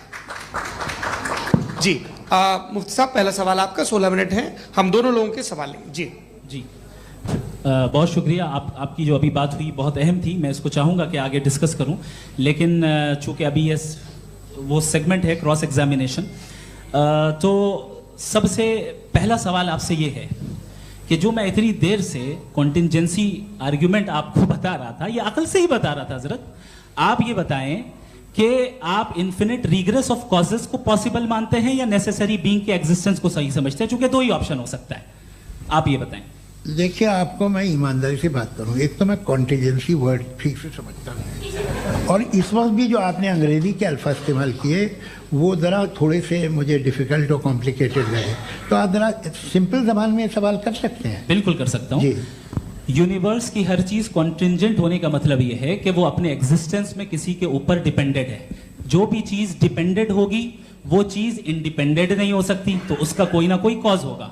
तो अब आप क्या समझते हैं कि ये इन्फिनिट रिग्रेस है, यानी कॉज पर कॉज, कॉज पर कॉज, कॉज पर कॉज, और कभी कोई यानी ये एंडलेसली चलता रहा? क्योंकि अगर ऐसा होगा तो हम तो एग्जिस्टेंस में आते ही नहीं। लॉजिकली ये मुत्तफक अलैह चीज है, मुत्तफक अलैह, अग्रीड अपॉन। ओके, इस पे हमने एग्री किया था कि मुश्किल शब्द आएगा तो अर्थ बताना पड़ेगा। तो इन्फिनिट रिग्रेस तो पॉसिबल नहीं है, तो कहीं ना कहीं आपको रुकना पड़ेगा ऐसे नेसेसरी बीइंग पर। नहीं, कोई जरूरत नहीं रुकने की। किसने कहा आप रुकना पड़ेगा? आप रुकते हैं खुदा पे, आप नहीं रुकते। आप कहते हैं वो हमेशा से, जब उस वक्त से जब वक्त नहीं था। आप कहाँ रुकते हैं कि अब हुआ था वो? आप नहीं कहते। हम क्यों नहीं मान सकते कि यूनिवर्स जो है और बल्कि मल्टीवर्सेस जो है वो हमेशा से हैं, वो बनती है, बिगड़ती है। एक हमारे यहाँ एक चीज़ है ब्लैक होल, वो समेट लेता है वापस, फिर ब्लास्ट होता है, फिर फैल जाता है, और इसमें हमारी तो खैर कोई औकात ही नहीं है। इंसान की एक छोटे से जर्रे पे हम 50-60 साल की उम्र रखते हैं, जो करोड़ों अरबों साल की कायनात है उसमें, और पैदा भी नहायत ही बेहुदा वजह से हुए थे। तो इसमें ये सोचना कि इसकी वजूहात और ये क्यों है, ये डिपेंडेंट है, ये हम देख रहे हैं, क्या मालूम। आप सोचिए कि ये जो फैल रही है कायनात, ये कहाँ फैल रही है, ये कहाँ जा रही है, और ये फैल क्यों रही है? अरे बना ली थी तुमने, रुको भैया, काफ़ी है। ये फैल क्यों रही है? ये और कौन सी कायनात जिसे मैं दूरबीन से देखता हूँ तो 2 बिलियन लाइट ईयर पे है, उससे मेरा कोई वास्ता ही नहीं है। 2 बिलियन ईयर यानी अगर मैं 80,000 माइल्स पर सेकेंड से चलूं तो 20 करोड़ साल में वहां पहुंच जाऊंगा। इसकी जरूरत क्या थी? ये दुनिया, ये कायनात तो इंसान अशरफुल मखलूकात के लिए बनाई गई ना। तो ये सब ये टर्म समझ में नहीं आया। इसमें कोई खास समझने वाली बात थी भी नहीं। ये जो अल्टीमेट कहा यह जाता है कि ये जो पूरी यूनिवर्स है, ये जो दुनिया है, ये इंसान के लिए बनाई गई। अच्छा, ये सब इंसान के लिए। क्यों साहब, सही है ना? बिल्कुल, लेकिन इसका ये मतलब नहीं कि किसी चीज के पीछे रीजन आपको नहीं पता तो रीजन नहीं है, इसे कहते हैं नहीं, argument from limited मुझे perspective। मुझे मुझे नहीं पता, लेकिन मेरी जिम्मेदारी नहीं है। वो बिल्कुल सही कहा था उसने, बर्टन रसल ने। आपने उसे मजाक में टाल दिया कि भाई आप एक दावा कर रहे हैं, मैं क्यों कहूं कि ये गलत है दावा? आप प्रूफ कीजिए, मेरे पे जिम्मेदारी ही नहीं है, मैंने थोड़ी कहा है। आप प्रूफ कीजिए कि ये सही है। आप आर्ग्यूमेंट ऑफ कंटिजेंसी आप का जवाब कोई ही नहीं दे सवाल रहे हैं। पूछना चाहेंगे? है? आप सवाल पूछना चाहेंगे मुफ्ती साहब से? क्योंकि ये क्रॉस एग्जामिनेशन का दौर है। आप जैसे पहले बोल रहे थे फेथ को लेके कुछ। मैं ये पूछना चाहूँगा कि खुदा ने जो भी रेवलेशन किए हैं, एक मज़हब के नहीं, बहुत से मज़हबों में किए हैं, अलग अलग रेवलेशन है। कहीं कुछ एक बातें हैं, कॉन्ट्रडिक्शन भी है आपस में। कहीं कुछ आप कर सकते हैं, कहीं कुछ नहीं कर सकते। ऐसा नहीं है कि सबकी कोड ऑफ मॉरल एक है। तो ये किस्सा क्या है? अब आप ये देखिए कि मुझे कभी कभी लगता है कि ये जो फुटबॉल फाइनल होता है, लाखों लोग होते हैं, फिर वो टीवी कवर करती, करोड़ों लोग, अगर उसमें खुदा की एक बूमिंग आवाज़ आ जाती, मैं गॉड हूँ, तो सारे लोग अभी सुन लेते और टीवी पे भी सुन लेते, किस्सा खत्म होता। ये इतनी राजदारी क्या है कि तुम सामने कुछ तो सबूत दे दो हमें सॉलिड। ये कह साहब ये यूनिवर्स कैसे बनी, इससे मसला क्या हल होगा? मैं पूछूंगा आपसे खुदा कैसे बना? क्यों नहीं पूछूंगा कैसे बना? बल्कि वो तो कायनात से कहीं ज़्यादा इंटेलिजेंट है, कायनात से कहीं ज़्यादा कॉम्प्लेक्स। जी वो हमेशा से है। आप कहेंगे मैं मान लूँगा। अच्छा, दोयम वो कादिर मुतलक, यानी कादिर मुतलक का मतलब ओमनीपोटेंट, वो जो चाहे कर सकता है। आपको नौकरी दिलवा सकता है, आपकी अच्छी जगह शादी करवा सकता है, आपके पड़ोसी का मुकदमा हरवा सकता है, आपको जिता सकता है, सब काम करता है। थोड़ा सा माइक क्लोज जी। वो इस दुनिया को चला कैसे रहा है? ये दुनिया कैसे चल रही है? आपको इस पे हैरत नहीं होती? या क़यामत के बाद कभी एक जस्टिस होगा, जब ये बच्चा मर चुका होगा, जिसकी धज्जियाँ उड़ गई बम से, इसको इंसाफ मिलेगा तब। अच्छा, अब जवाब दूं? हाँ दीजिए। मैं इसीलिए आप की तरफ आता। सबसे पहले आपने रेवलेशन और स्क्रिप्चर्स की बात की, इस पे मैं बात कर सकता हूं, लेकिन आज नहीं करूंगा चूंकि वक्त कम है। कभी और इस पे डिस्कस करेंगे, मैं तैयार हूं उस पे भी बात करने के लिए। ये अभी से राउंड 2 की भूमिका तय हो रही है। Does God exist round 2? जी, चूंकि आज गॉड के एग्जिस्टेंस पे बात है, तो मैं उसी के रिलेटेड जो है आपके सवालात को एंटरटेन भी करूंगा और मैं भी पूछूंगा।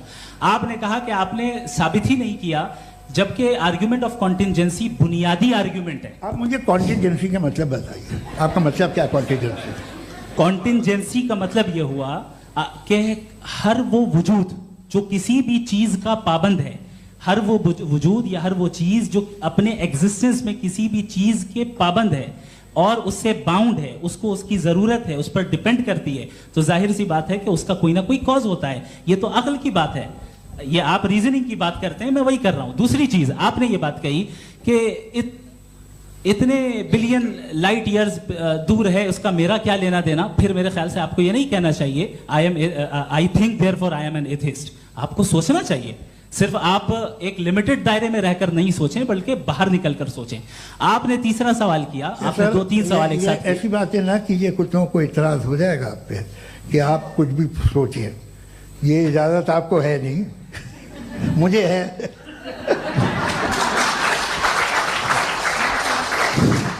जी, आपने प्रॉब्लम ऑफ इविल के ताल्लुक से सवाल किया और बार बार आप एक लफ्ज रिपीट कर रहे हैं कि ओमनीपोटेंट गॉड है, ऑल पावरफुल गॉड है। यही तो दरअसल समझना है कि गॉड का कॉन्सेप्ट क्या है। प्रॉब्लम ऑफ इविल जो है, प्रॉब्लम ऑफ इविल दर हकीकत 2 असम्पशंस पर कायम है। अगर आप इन 2 असम्पशंस को समझ जाएं तो ये प्रॉब्लम नहीं रहेगी, आर्ग्यूमेंट आपको समझ में आ जाएगी कि ये कोलैप्स कर जाता है। पॉइंट नंबर 1, यानी जो आपका सबसे पहला फॉल्स असम्पशन है कि गॉड मर्सीफुल है, ओमनीपोटेंट है, दुनिया में जुल्म हो रहा है।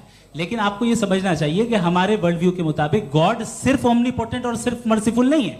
बल्कि वो ऑल वाइज भी है और वो ऑल नोइंग भी है। उसके हर काम के पीछे हिकमत और विजडम है। ये कोई जरूरी नहीं है कि वो हिकमत और विजडम आपको समझ में आए या मुझे समझ में आए। अगर आप जो समझ रहे हैं उसके मुताबिक आप फैसला कर रहे हैं, ये लिमिटेड पर्सपेक्टिव से आर्ग्यूमेंट है। और इस चीज को हम अपनी दुनिया में, अपने लाइफ में, डेली लाइफ में इस प्रिंसिपल को एक्सेप्ट करते हैं। हम जब किसी डॉक्टर के पास जाते हैं, डॉक्टर के पास जाकर वो अगर उसने हमें कोई दवाई दी है तो हम ये तो नहीं कहते कि जब तक आपके पास जितना नॉलेज और जितना विजडम नहीं है, आपने क्यों ये दवाई दी है, तब तक हम इस चीज को एक्सेप्ट नहीं करेंगे।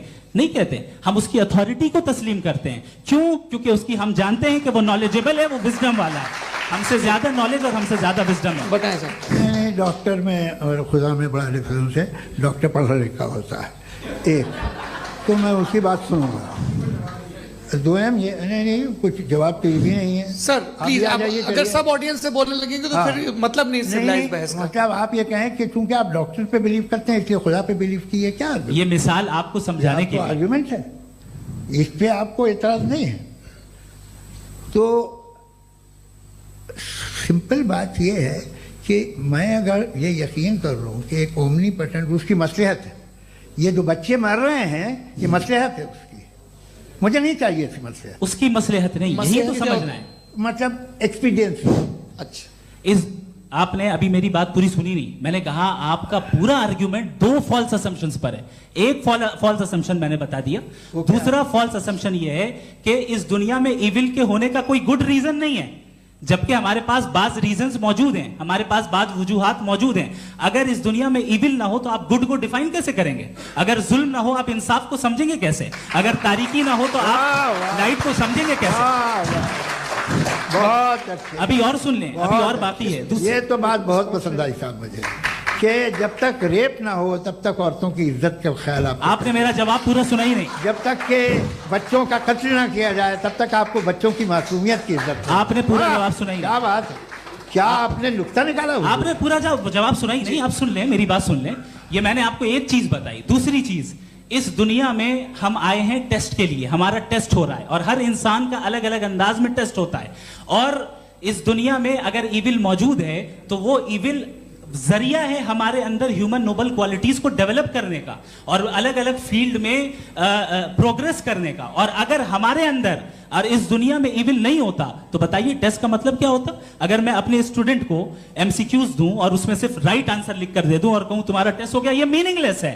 इस दुनिया में अगर हम टेस्ट के लिए आए हैं तो जाहिर है गुड एंड इविल दोनों मौजूद है।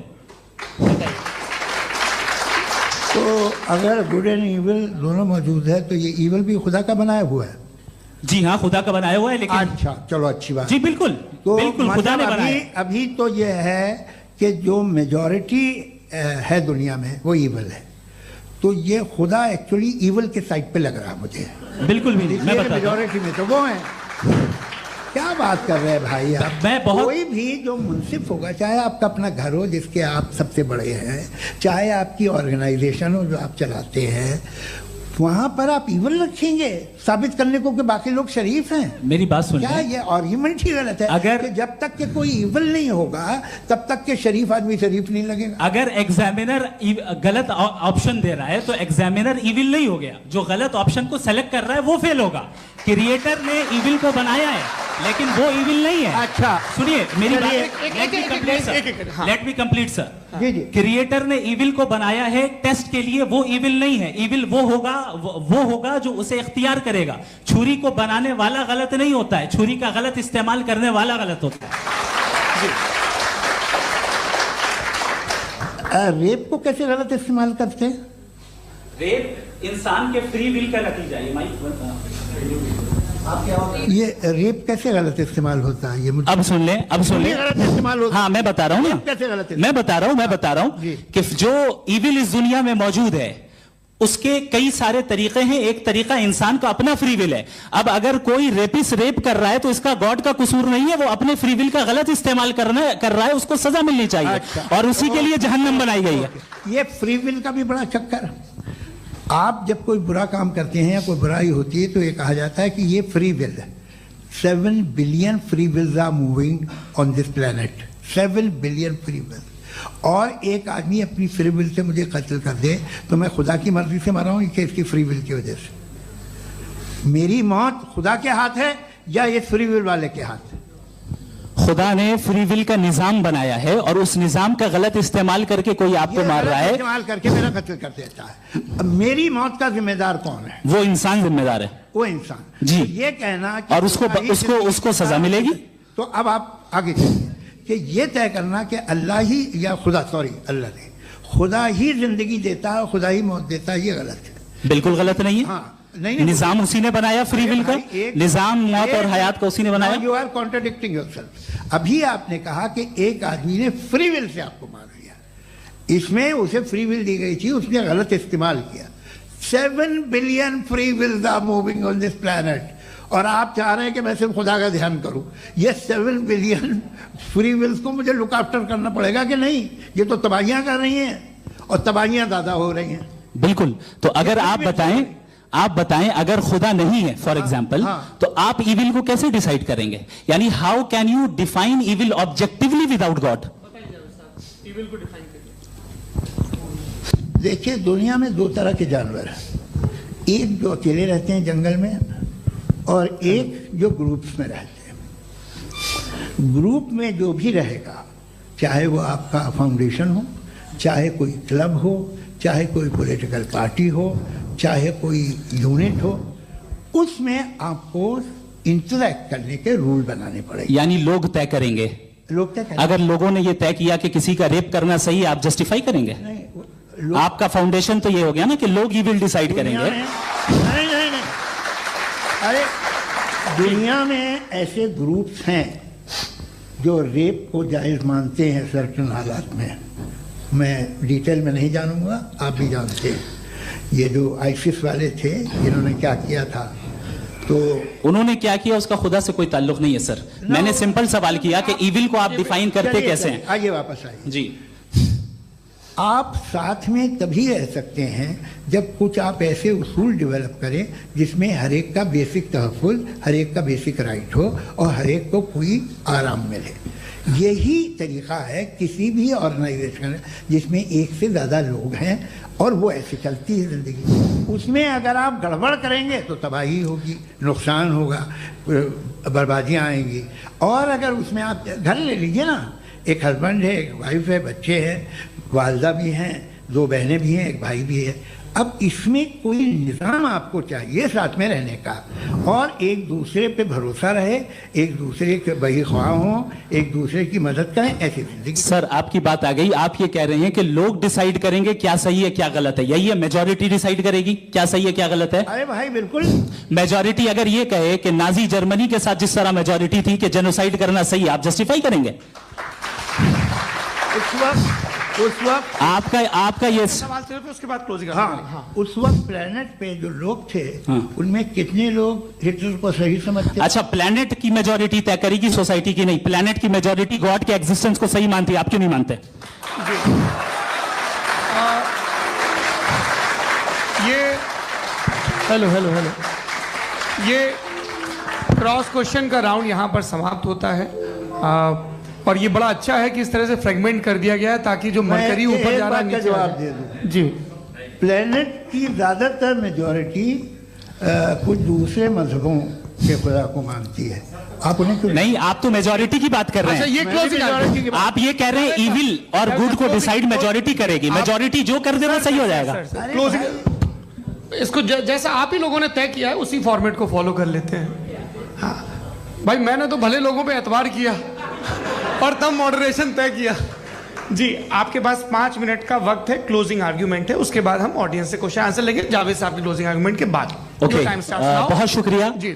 हमारा जो टॉपिक है डज गॉड एग्जिस्ट, मैं इस पे इतने एकेडमिक तैयारी करके आया था। मुझे था कि मैंने सोचा था कि कई सारे मैं आर्ग्यूमेंट्स दूंगा, लेकिन वक्त की भी किल्लत और जावेद साहब बार बार इधर उधर चले जा रहे थे तो उसको भी थोड़ा एंटरटेन करना पड़ गया। डज गॉड एग्जिस्ट पे मैं एक ही आर्ग्यूमेंट दे पाया। आर्ग्यूमेंट्स बहुत हैं और डेफिनेटिव आर्ग्यूमेंट्स हैं, और मेरे आर्ग्यूमेंट को किसी एक राउंड में भी इन्होंने एंटरटेन नहीं किया और रेफ्यूट नहीं किया। एक राउंड में भी नहीं, एक राउंड में भी नहीं।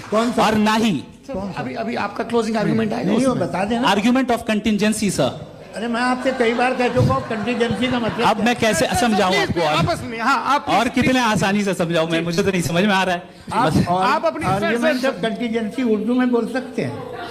हाँ आप अपनी बात पूरी कर ले जी, आखिरी 4 मिनट। दूसरी चीज, just a minute please ma'am, can I talk?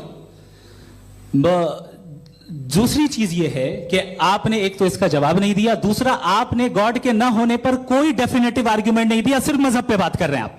मजहब तो आज हमारा टॉपिक ही नहीं था, आज तो हमारा टॉपिक हो, आप मजहब से ले लेकर आईएस तक चले गए। भाई हमारा क्या ताल्लुक है उससे? We condemn them.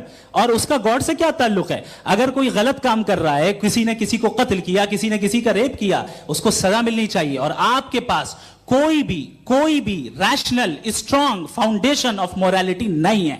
आपने कहा कि मेजॉरिटी तय करेगी सोसाइटी की, वो सही होगा। मैंने कहा हिटलर को, फिर आप सही कहेंगे नहीं नहीं नहीं नहीं, प्लैनेट की सोसाइटी की मेजॉरिटी तय करेगी। तो प्लैनेट की मेजॉरिटी गॉड के एग्जिस्टेंस को मानती है, आप कह रहे हैं ये रिलीजियस है।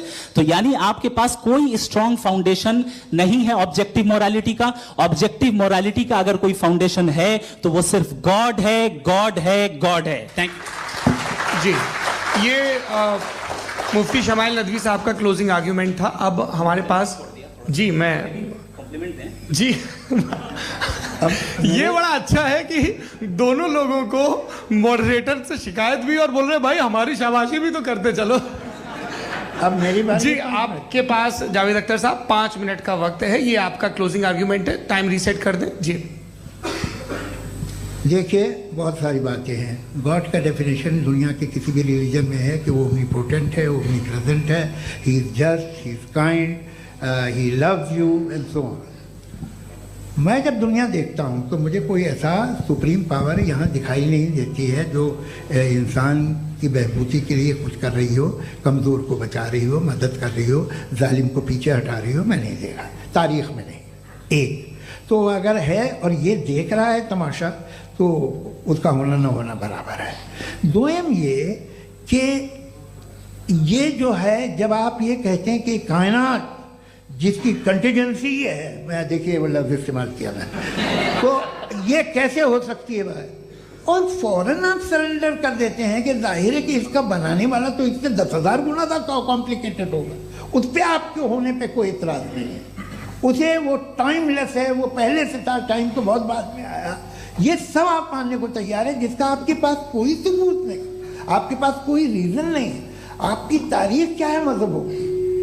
बिलीफ की, जो खुदाओं का बिलीफ है, ये कॉन्स्टेंटली गलत साबित होता रहा है। मतलब आप कहें कि अरिस्टोटल के ज़माने में तो सब जाहिल थे, वो भी इतने ही यकीन से खुदा पे यकीन रखते थे, जो अब नहीं रहा, ये भी नहीं रहेगा। आप लिख लीजिए। और इसके आसार आपको दुनिया में दिखाई देना शुरू हो चुके हैं। ये बहस क्या आज से 100 साल पहले इस तरह हो सकती थी? यहाँ तक तो आपको हम ले आए हैं। तो सर अरे इनको मदद की जरूरत नहीं भाई, ये सेल्फ सफिशिएंट आदमी है, आप क्यों इनकी मदद कर रहे हैं? Sir please. तो ये जो है तमाम बातें अपनी जगह हैं। ये एक पैकेज है। आप अकेले, कोई आदमी ऐसा नहीं जो सिर्फ गॉड को मानता, उसके साथ बहुत पैराफर्नेलिया आता है, अलग अलग पैराफर्नेलिया आते हैं। They have always created chaos in the society. मैं तो आपको सीधा ऑफर देता हूँ कि दुनिया में 10 इम्पॉर्टेंट बिलीव्स हैं। आप एक मानते हैं, 9 नहीं मानते, 9 में आप एथीस्ट हैं, 9 को आप बिल्कुल रीजनेबली मेरी तरह देखते हैं। तो 90 मजहबी आदमी भी 90% एथीस्ट है, वो दूसरे खुदा नहीं मानता, एक खुदा मानता है अपना वाला, बाकियों को कहता है गलत है। अगर आप मानना ही बंद कर दे तो आपका 10% चांस है कि आप सही हैं और 90% चांस है कि आप गलत हैं। मेरा मशवरा है, आप मानना छोड़ दिए तो 50% चांस होगा कि आप सही हैं और 50% चांस होगा, 40% आप गेन करेंगे बाय बिकमिंग एन एथीस्ट।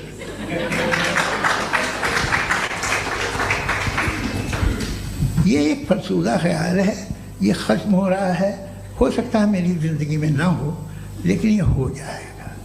जो बातें ये इनको आप मेटाफिजिकल, ये वैसे रिस्पेक्टेबल टर्म दे दिए, ये तो उन लोग के हैं जिन्हें ना फिजिक्स मालूम थी ना मेटा मालूम था, ये उन्होंने आपको दिए हैं। जी बहुत शुक्रिया आप दोनों लोगों का। और अब इस बातचीत का आखिरी राउंड शुरू होगा, डज गॉड एग्जिस्ट की ये बहस मुफ्ती शमाइल नदवी और जावेद अख्तर साहब के बीच। आप लोग अपने अपने हाथ ऊपर करेंगे, मैं यहाँ से तय करूँगा। और माइक हमारे पास है क्या? एक ही माइक है ऑडियंस के लिए? 2 माइक है, एक इस तरफ एक इस तरफ, ठीक है। तो जी सबसे पहले हमारी सहयोगी है मारिया शकील जी, पूछिए सवाल। थोड़ा सा रुकेंगे ताकि कैमरे का फ्रेम आप पर आ जाए, आपकी तो प्रैक्टिस है टीवी की। जी नदवी साहब, मैं खुदा को मानती हूँ, पहले मैं इसी प्रमाइस से शुरू कर रही हूँ और ये बता रही हूँ आपको, मैं मानती हूँ। लेकिन कुछ सवाल हैं जो जावेद साहब ने उठाया, उसका जवाब आपको देना चाहिए।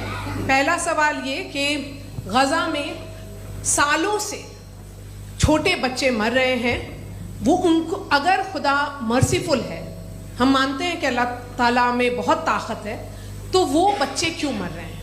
दूसरी बात ये कि अगर कंटिजेंसी की जो आप बात करते हैं, पूरे मुस्लिम ममालिक मिल करके भी उन गजा के बच्चों को क्यों नहीं बचा पा रहे हैं? क्योंकि अगर वो चाहते, क्योंकि अल्लाह ताला उन पर हुकूमत करते हैं, सब पर हुकूमत करते हैं, तो वो उनको क्यों नहीं बचा? जी थैंक यू वेरी मच। बहुत अच्छा किया आपने इस चीज को जिक्र कर दिया, मैं इसको और अच्छे से एक्सप्लेन करने की कोशिश करता हूं। देखें, जहां तक आपने कहा कि गजा के बच्चों को मारा जा रहा है, देखिए 2 वर्ल्ड व्यू है, एक एथीस्टिक वर्ल्ड व्यू, एक थीस्टिक वर्ल्ड व्यू है। बच्चे मर रहे हैं दोनों वर्ल्ड व्यू में, लेकिन हमारा वर्ल्ड व्यू कह रहा है कि रिकॉम्पेंस है, ये कह रहे हैं कि उनका मरना बेकार जाने वाला है, कोई उसका रिकॉम्पेंस नहीं है, चूंकि इनके यहां आखिरत और अल्लाह का कोई तसव्वुर या गॉड का कोई तसव्वुर नहीं है। आपने ये सवाल किया कि गॉड मर्सीफुल है, क्यों नहीं रोकता? ये मैंने बताया कि ये मिसकंसेप्शन है लोगों के दरमियान कि गॉड को सिर्फ मर्सीफुल और ओमनीपोटेंट समझते हैं। गॉड के सिर्फ यही 2 एट्रीब्यूट्स नहीं है, गॉड के कई सारे एट्रीब्यूट्स हैं, उनमें से अल हकीम भी है, उनमें से ऑल वाइज भी है, ऑल नोइंग भी है। लिहाजा अगर इस दुनिया में किसी को तकलीफ आ रही है और गॉड उसको नहीं रोक रहा है, वो इसलिए नहीं रोक रहा है चूंकि इंसानों को फ्री विल दिया गया है।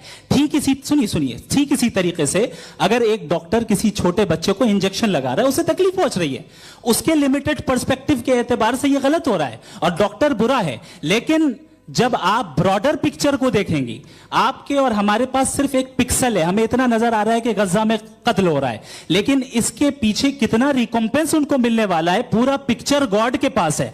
तो एक पिक्सल से आप पूरे पिक्चर को कभी भी जज नहीं कर सकती। आप इसमें कुछ जोड़ना चाहेंगे?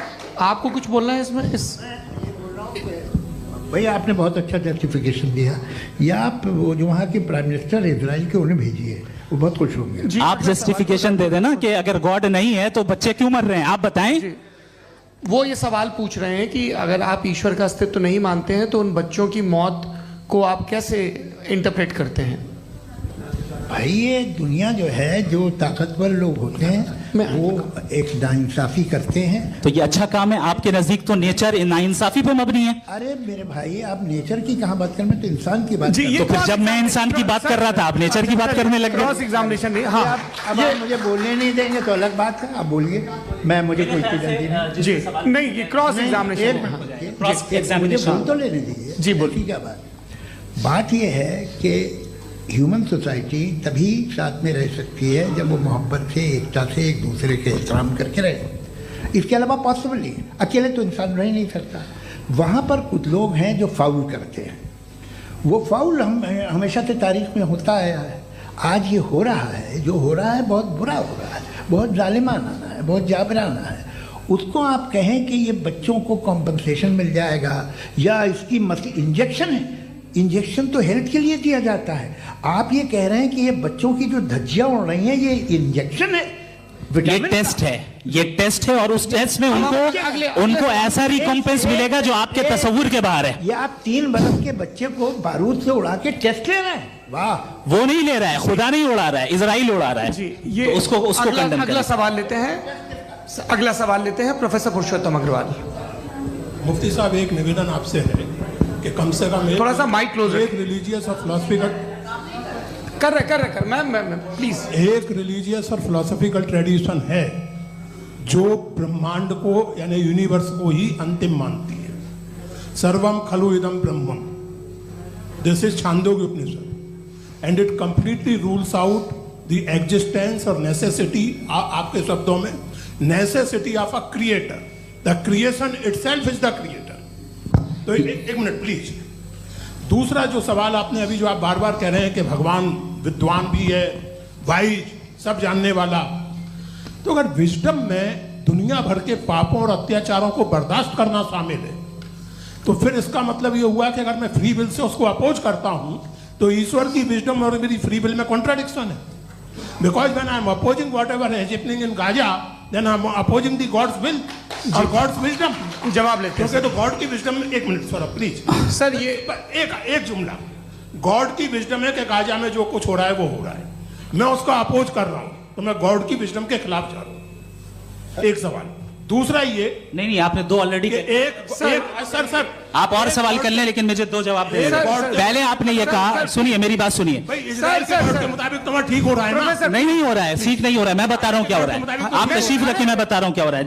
Let me complete please. एक सेकंड गाइस, एक सेकंड। ये देखिए, ऐसा है कि ये सब बड़ा आपस में विचार विमर्श के बाद ये तय हुआ था कि कुछ नियम बना लिए जाएं ताकि एक टाइम बाउंड बातचीत चले। और भाई साहब, आप बड़ा जरूरी काम कर रहे हैं, लेकिन कैमरे के फ्रेम में आके उस काम को गड़बड़ कर दे रहे हैं। ठीक है गुरु, अब मेरे को कहीं का गुस्सा कहीं निकालना था, सॉरी। नहीं, कोई गुस्सा नहीं है जी। तो प्रोफेसर ने सवाल पूछे, आप उनके जवाब दें, और थोड़ा ये सब लोग थोड़ा ख्याल रखें भाई, सवाल संक्षिप्त रखें जी। आपने दो सवाल किया। सबसे पहला ये कहा कि हमारे पास ये कॉन्सेप्ट है कि ये यूनिवर्स खुद नेसेसरी बीइंग है, creation itself is the creator. How irrational is this कि मैं एग्जिस्ट करूंगा बाद में, लेकिन अभी एग्जिस्ट कर भी रहा हूं, यानी एक ही टाइम में एग्जिस्ट भी कर रहे हैं, नहीं भी कर रहे हैं। This is not true. दूसरी चीज, आपने कहा कि अगर इजराइल में, सॉरी माफ कीजिएगा, Israel doesn't exist, occupied Palestine में अगर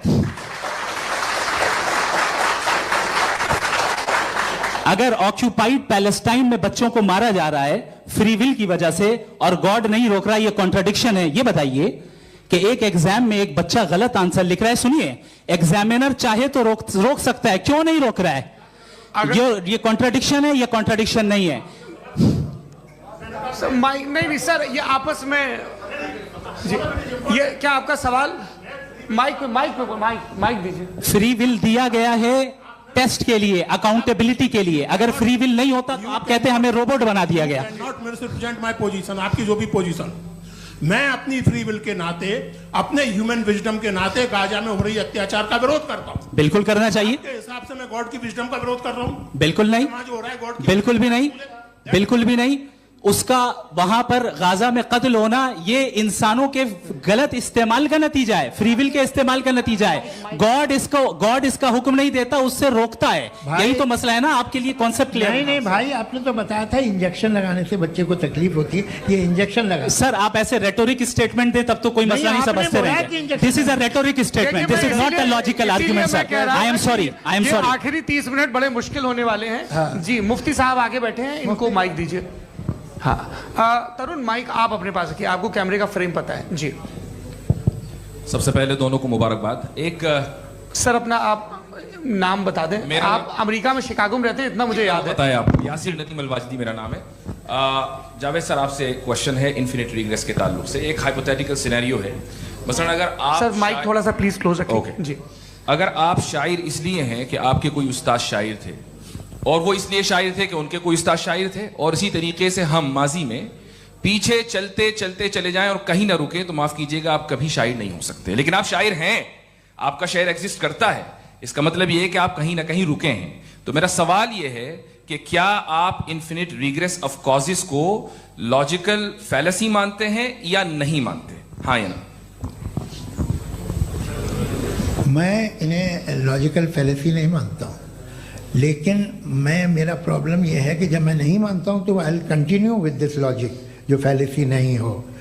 आप एक जगह रुक जाते हैं जाके, आप कहते हैं ये गेंद कैसे बनी, ये जजीरा कैसे बना, ये समंदर कैसे बना, ये ज़मीन कैसे बनी, और अचानक गॉड पे जाके आपको ब्रेक लग जाता है। एक बार आप सवाल नहीं करते कि भाई इनको बनाने वाला तो इनसे भी कॉम्प्लिकेटेड होगा, वो कैसे बना, उसके बारे में आपने इत्मीनान कर लिया, वो हमेशा से है। तो अगर आप उसे हमेशा से मानते हैं तो फिर ये मान लीजिए कि कायनात हमेशा से, क्या तकलीफ? फिर हम वजूद में नहीं आते जी है? हम मौजूद रहे। अच्छा सर सर सर क्यों नहीं हो मैं सकता? बताऊंगा प्लीज प्लीज। जैसे मैंने मिसाल दी आपके शेर की। आपका शेर कभी वजूद में ना आता अगर शायर इसी तरह चलते रहते हमेशा। जी माइक माइक मेरे ख्याल से एक सेकंड। इन्फिनिट रिग्रेस का कॉन्सेप्ट क्लियर नहीं हो जी। पाया, ऐसे रहने दें, लेट्स मूव ऑन सर। ठीक है। हाँ थोड़ा सा मॉडरेटर का भी ख्याल रखें। नहीं नहीं आपने तो रखा है, आपने रखा है। यहाँ पे गौहर रजा साहब हैं, वो भी एक सवाल पूछना चाहते हैं। माइक यार नीचे से ऑन कर दिए नीचे। पहले तो ये कह दूं कि मैं उन बच्चों से शर्मिंदा हूं जिनको गजा में कत्ल किया गया, क्योंकि हमारे होते हुए कत्ल किया गया। लेकिन उससे ज्यादा शर्मिंदगी इस बात से हुई कि मुझे लगा कि मुफ्ती साहब उसको जस्टिफाई कर रहे हैं। बिल्कुल भी नहीं, आप बहुत ही गलत मुझे बात लगा मैं गलत हो सकता हूं। बिल्कुल गलत मैं है। सवाल पूछ रहा हूं। सवाल मैं देखिए, सवाल अगर पूछ रहा हूं। एक मैं सेकंड, जावेद भाई गौर से साहब, एक डिसएग्री सेकंड, गौर करता साहब, हूं। एक सेकंड देखिए, अगर देखिए ऐसा एक सेकंड आप सर वेट वेट, अरे आप कुछ मेरे पहले मुझे अपनी बात क्या लेने दीजिए। अगर ऑडियंस तय करेगी तो फिर मॉडरेटर का मतलब नहीं। मेरा आप सबसे ये कहना है, ये बहस दो लोगों के बीच में है, एक तरफ मुफ्ती साहब, एक तरफ जावेद साहब। पिछले 1.5 घंटे से ये लोग अपने अपने तर्क रख रहे हैं। आपकी इनसे इत्तेफाकी हो सकती है, ना इत्तेफाकी हो सकती है। मेरे उस्ताद मुझे सिखा गए हैं कि मुखामुखम में असहमति की गुंजाइश बची रहनी चाहिए। अगर मैं आपकी बहुत इज्जत करता हूं गौहर साहब, आपने जो कमाल की किताबें लिखी, साइंटिफिक टेम्परामेंट, लेकिन मेरी ये गुजारिश है आप सबसे कि यदि आप इन लोगों ने जो बोला उन पर टिप्पणियां करेंगे तो ना वक्त की पाबंदी रहेगी, ना वो अनुशासन। आप सवाल पूछ लें, उस सवाल में जो बात आ जाए वो आ जाए। मैं जावेद साहब से डिसएग्री करता हूं, इसलिए जावेद साहब से सवाल पूछ रहा हूं। आपका सवाल जावेद अख्तर साहब से। और सवाल यह है मेरा कि जावेद साहब ने कई बार लॉजिक का इस्तेमाल किया कि साइंस में लॉजिक है और रिलीजन में लॉजिक नहीं है। मेरा ख्याल यह है कि रिलीजन में भी लॉजिक है, लेकिन उस लॉजिक की बेसिस ये है कि आप रुक जाते हैं, जिसका जिक्र जावेद साहब ने बार बार किया, यानी खुदा के तसव्वुर पे आते हुए, गॉड के तसव्वुर पे आते हुए रुक जाते हैं। और इसमें सवाल पूछना मतलब फॉरबिडन होता है। सवाल यह है कि क्या जावेद साहब इससे एग्री करते हैं कि साइंस की लॉजिक अलग है और रिलीजन की लॉजिक अलग है? बताइए सर। देखिए 3 चीज़ें हैं, साइंस है, एक है मंतिक है, इस्तिदलाल है, और एक जो है कुछ भी नहीं है, फेथ है, अकीदा है। मैं अकीदे की लॉजिक का कायल नहीं हूँ। मुझे आप इस्तिदलाल से, लॉजिक से, रीज़न से समझाइए, मैं मानने को तैयार हूँ, मेरा क्या नुकसान होगा। लेकिन ये कि अकीदे पे मैं नहीं जा सकता हूँ। अकीदे का मतलब है कि तुम ये मान लो, सवाल ना करो, ये नहीं। आप सारी बातें करके, बड़ी साइंटिफिक बातें करके एक जगह जाके खुदा के हुदूद पे रुक जाते हैं, सरेंडर कर देते हैं। मैं सरेंडर करने को तैयार नहीं। That's all. जी, ये आगे सर बैठे हुए हैं, इनको माइक दीजिए। भाई वो आप पूछना चाह रहे थे ना भाई? हाँ नहीं मैं ये थैंक यू जी। आपका नाम? आसिम इफ्तिखार। आसिम जी, पूछिए। सर जावेद सर से सवाल है कि आपने अपने क्लोजिंग माइक थोड़ा करीब रखिए। अपने क्लोजिंग स्टेटमेंट में ये बात कही थी कि मज़हब का जो फ्यूचर है वो ज़्यादा दिन नहीं जाने वाला है। लेकिन मैं देख पा रहा हूँ कि जो ऑक्सफोर्ड यूनिवर्सिटी की एक स्टडी है 2011 में हुई है, जिसके 50 एकेडमिशियंस ने इसको अंजाम दिया था, उसमें वो ये कहते हैं कि जो फेथ इन गॉड है वो इनबिल्ट है ह्यूमन नेचर के अंदर, जिसको हम कहते हैं फितरत के अंदर शामिल है वो। और वो ये कहते हैं कि अगर कोई ये समझता है कि मज़हब को वो ख़त्म कर देगा तो ये उसकी गलत फहमी है। तो आप इसके बारे में, इस स्टडीज़ के बारे में क्या कहते हैं? ठीक है। मैं उनसे एग्री नहीं करता हूँ। वो कौन से प्रोफेसर होंगे? ऐसा उनके क्या पास डेटा है, इन्होंने डेटा के बेस होगा। डेटा क्या हो सकता है? फ्यूचर का डेटा तो नहीं हो सकता ना उनके पास, प्रेजेंट का डेटा हो सकता है। डेटा आपने सुना 100 साल पहले का बाद का डेटा? मैंने तो नहीं सुना आज तक। तो आज उनकी ये राय है और होगी राय, ठीक है। दुनिया में तरह तरह की राय है लोग, लेकिन मैं समझता हूँ कि वक्त के साथ इंसान ज़्यादा से ज़्यादा रीजनेबल और लॉजिकल होता जा रहा है। आज आप देखिए वेस्टर्न यूरोप में क्या परसेंटेज है नॉन बिलीवर्स की, बहुत हाई। वहाँ चर्च खाली पड़े होते हैं। तो अल्टीमेटली तो इंसान कोई ऐसी बात बहुत अरसे तक नहीं मान सकेगा, चाहे गलत या सही, जो उसे उसके दिमाग को, उसके जहन को, उसके लॉजिक को अपील न करे। वो कह रहे हैं तो ऑक्सफोर्ड के होंगे तो कैम्ब्रिज के होंगे तो मुझे क्या लेना देना। उनका डेटा मुस्तकबिल का नहीं हो सकता है।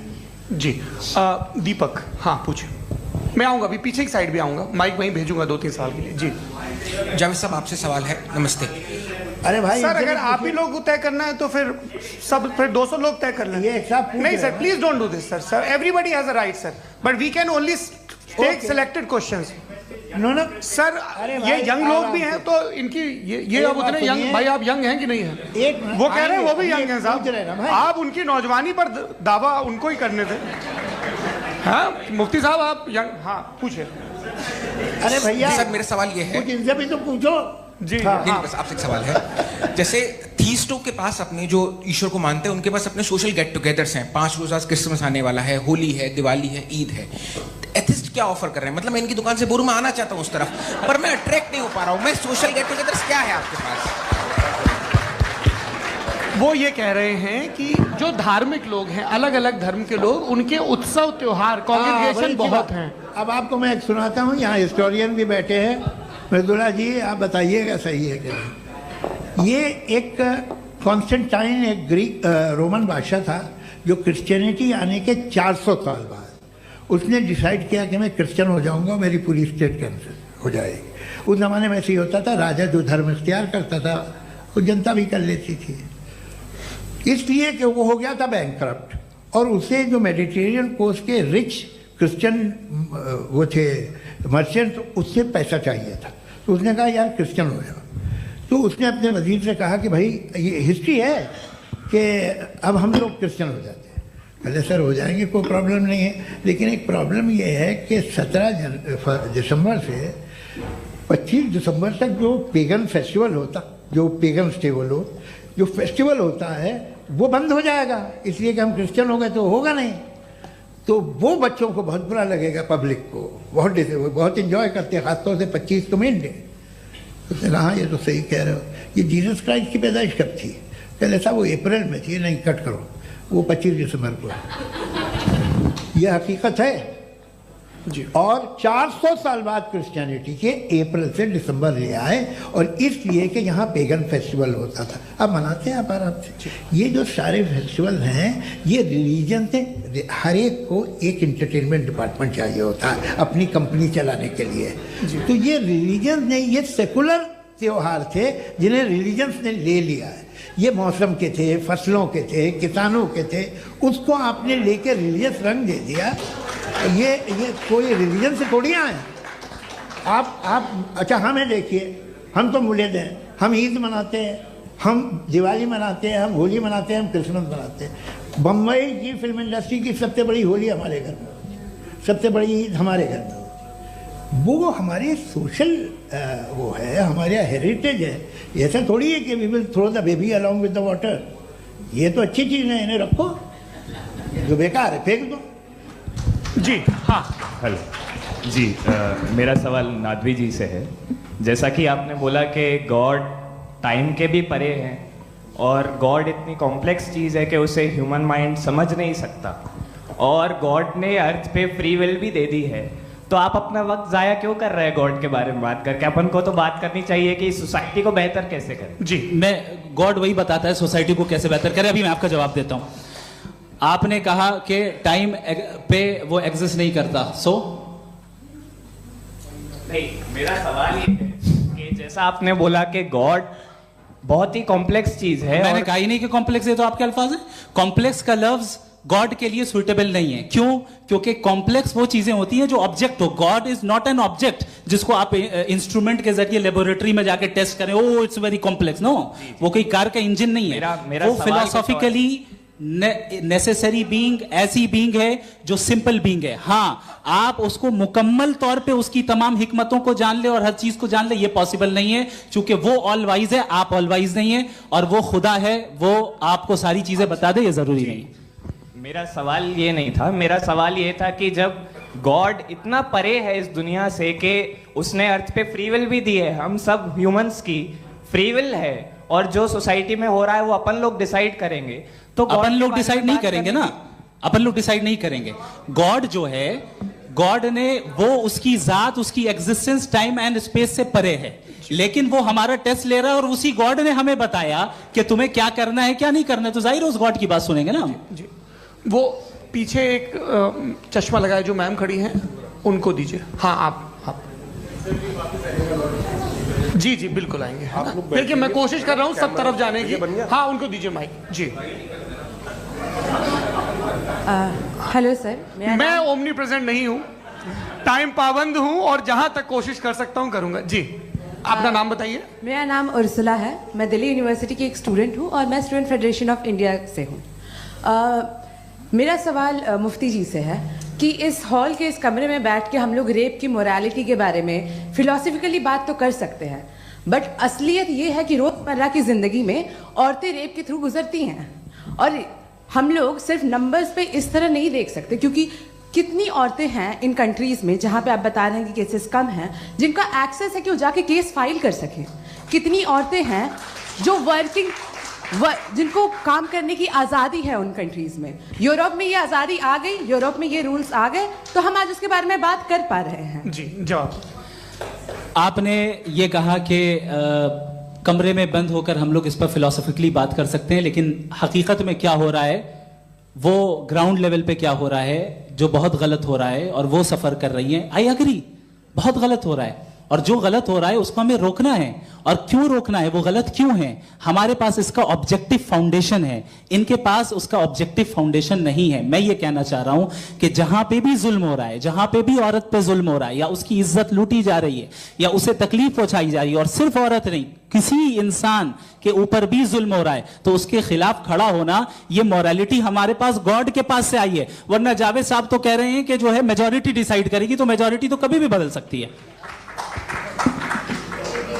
क्या आप हाँ। ये थोड़ी सी आपको गलतफहमी है। मैं अगर मेरे जुमले से ये मदना निकला या मैंने कहा तो ये जुमला मैं वापस लेता हूँ, ये मेरा मतलब ही नहीं था कि मेजॉरिटी डिसाइड करेगी। मेजॉरिटी डिसाइड करे तो दुनिया में बड़ी, वैसे आपने कहा था ये जुमला। अच्छा हो, मैं मान रहा हूँ, बाद में रिकैप कर लेंगे। अरे एक सेकंड मैं अपनी एक्सप्लेनेशन दे रहा हूँ।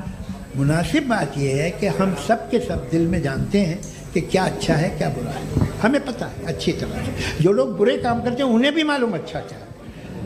यही तो सवाल था हजरत कि फिर ये मोरालिटी आई कहां से? Cross examination. हाँ जी हाँ। मोरालिटी साथ रहने की डिजायर से आई है, यानी साथ रहकर जो कुछ कह दे जो कुछ कर दे वो हो जाएगा। नहीं नहीं, तो आप कायदे से रह ही कर सकते हैं जब तक लोगों में मोरालिटी हो, वरना क्यास हो जाएगा। ये आपको कैसे पता? जी हमने देखा ना, जहाँ मोरालिटी का क्यास हो गया, हम देखते हैं। कहाँ पे देखते भाई दुनिया में। आप जो कह रहे हैं आप कहीं पे अगर गलत हो रहा है इस बहस तो के उसको बाद आप देखिए, आप एपिस्टेमोलॉजी की बात कर रहे हैं, मैं ओंटोलॉजी की बात कर रहा हूं। मैं इस बहस फाउंडेशन आप क्या है? दोनों लोगों को चाय पे होस्ट करूंगा, वहां पे क्रॉस एग्जामिनेशन कर लीजिएगा। अभी ऑडियंस का हक मार रहे हैं आप लोग भाई, सर जस्ट लोग हैं आप लोग। और ये भाई ये हाँ उधर आएंगे, उधर जी सर आएंगे। अच्छा सर मेरा नाम लईकुर रहमान है और मैं अलीगढ़ मुस्लिम यूनिवर्सिटी का स्टूडेंट हूँ, और जहाँ तक मुझे पता है कि sir you are also product of Aligarh Muslim University. मैं भी उसी चमन का बुलबुल। हाँ सर, तो बहुत खुशी हुई मुझे जान करके कि मैं आपसे मिलूंगा। सवाल सर, मेरा सवाल यह है, सर सैयद अलैहि रहमा का नज़रिया यह था कि खुदा के वजूद को अक़ल के दायरे में रह करके तलाश करना, न कि पूरी तौर से उसका इनकार कर देना। Sir how will you define it? नहीं तो ये तो आप इन्हें बताइए। ये सवाल आपसे खुदा का वजूद साबित कर रहे हैं। नहीं तो सर आपने इनकार कर रखा है, इस वजह से मेरा क्वेश्चन। उन्होंने यही सर से एक सेकंड, सर सैयद ने यही कहा ना कि अक्ल से आप खुदा के वजूद को साबित नहीं कर सकते, यही कहा ना भाई। वो उन्होंने कहा कर सकते हैं और वो कर दिया गया आज। वो फोन तलाश करना या साबित करना अक्ल से अक्ल से नहीं हो सकता। अरे सवाल तो सुन लीजिए जी। अक्ल से नहीं हो सकता है, यही कहा ना आपने। अक्ल से हो सकता है, अरे वो यही कह रहे हैं भाई, आप बता रहे हो सकता है, वो तो कुछ और। आप अगर सर देखो नौजवान फोन ले लो, वो इतनी कमाल की यूनिवर्सिटी है। अरे भाई दे दो जरा, एक मिनट दे दो भाई, मेरी बात सुनो, माइक पे बोलो ताकि जो लाखों लोग देख रहे हैं। माइक दे दो ना। अरे देंगे ना माइक, तुम ठहरो तो। हाँ सर, मेरा सवाल ये था कि सर सैयद अलैहि रहमा का एक नज़रिया था अपना कि खुदा का जो वजूद है उसको अकल के दायरे में रह करके तलाश करना है, न कि पूरे तौर से इनकार कर देना है। ये उनका कॉन्सेप्ट था। लेकिन मेरा सवाल ये है कि आप इसको कैसे डिफाइन करते हैं, एक्सप्लेन कैसे करेंगे, मैं आपसे जानना चाहता हूँ, क्योंकि you are the product of Aligarh Muslim University. मुझे अकल के दायरे में रख के मैंने बहुत तलाश की, मुझे मिला नहीं। हाँ, ये इधर वो चश्मा लगाए जो, हाँ उनको दे दीजिए। जी जी फटाफट पूछिए, बस 5 मिनट है, 5 मिनट में खत्म हो रहा है। हाँ अस्सलाम वालेकुम मुफ्ती साहब। एंड मेरा सवाल जावेद अख्तर साहब से। क्या नाम है आपका? अरे भैया सब मुझे तो पूछ रहे हैं। फैज पूछिए फैज साहब। तो मेरा सवाल ये है कि अभी जो एथियस्ट है वो problem of evil argument use कर रहे हैं अगेंस्ट मुस्लिम्स, राइट? कि इस दुनिया में इतना सारा ईविल है और अगेंस्ट मुस्लिम तो यहाँ अगेंस्ट थियस्ट। हाँ थोड़ा सा करेक्ट कर लीजिए भाई, पूरी मशक्कत ही इसी बात की थी कि किसी एक मजहब पे बात ना टिके।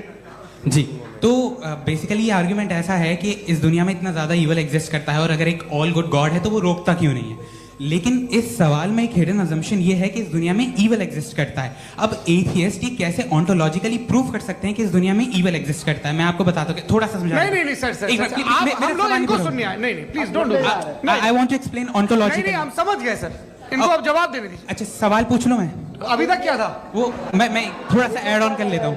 तुम गुरु, तो हम जब इसका राउंड 13 करेंगे ना तब तुमको स्टेज पे बिठाएंगे। जी तो हाँ जल्दी से।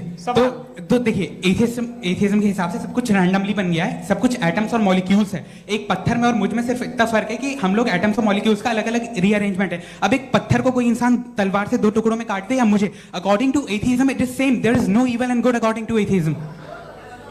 जी अच्छा, फैज साहब का सवाल ये है कि हाँ कोशिश भी करते तो इससे गलत सवाल नहीं कर पाते। एक लाइफ फॉर्म है और लाइफ फॉर्म में फीलिंग्स हैं, मतलब लाइफ फॉर्म सुनता है, देखता है, टेस्ट कर सकता है, फील कर सकता है। तो उसकी ये जो क्वालिटी इस बबल में आ गई है वो जानवर में भी है, इंसान में भी है। तो जाहिर है कि उसे कोई तकलीफ पहुंचेगी, तो चूंकि उसके पास वो सेंसिटिविटी है तो मैं करेगा। पत्थर में वो सेंसिटिविटी नहीं है। तो ये क्या सवाल हुआ कि अगर पत्थर को काटा तो पत्थर को तकलीफ नहीं होती, तो आपको काटे तो आपको क्यों तकलीफ हो? बैठ जाइए। जी हाँ अगला सवाल। हाँ पूछे जी जावेद अख्तर साहब। अरे भैया सब आप लोग मुफ्ती साहब को छोड़ रहे हैं तो मेरे ही पीछे पड़े हैं क्या? फिर चलो बोलो भाई। You asked how God can exist when children die in Gaza. Huh? You asked how God can exist when children die in Gaza, and you also mentioned the rise of atheism in Europe. But the same events also are leading many atheists and non-believers to turn towards faith. How do you interpret this contradiction, where suffering pushes some away from God, yet brings others closer to belief? आपको एक बात बताऊं, दुनिया perfect तो कहीं भी नहीं है, हर जगह कुछ खामियां हैं। बेटा एक मिनट, मैं आप ही को कहेंगे, देखो वो तो कुछ खामियां, कमज़ोरियां, खराबियां सब जगह है।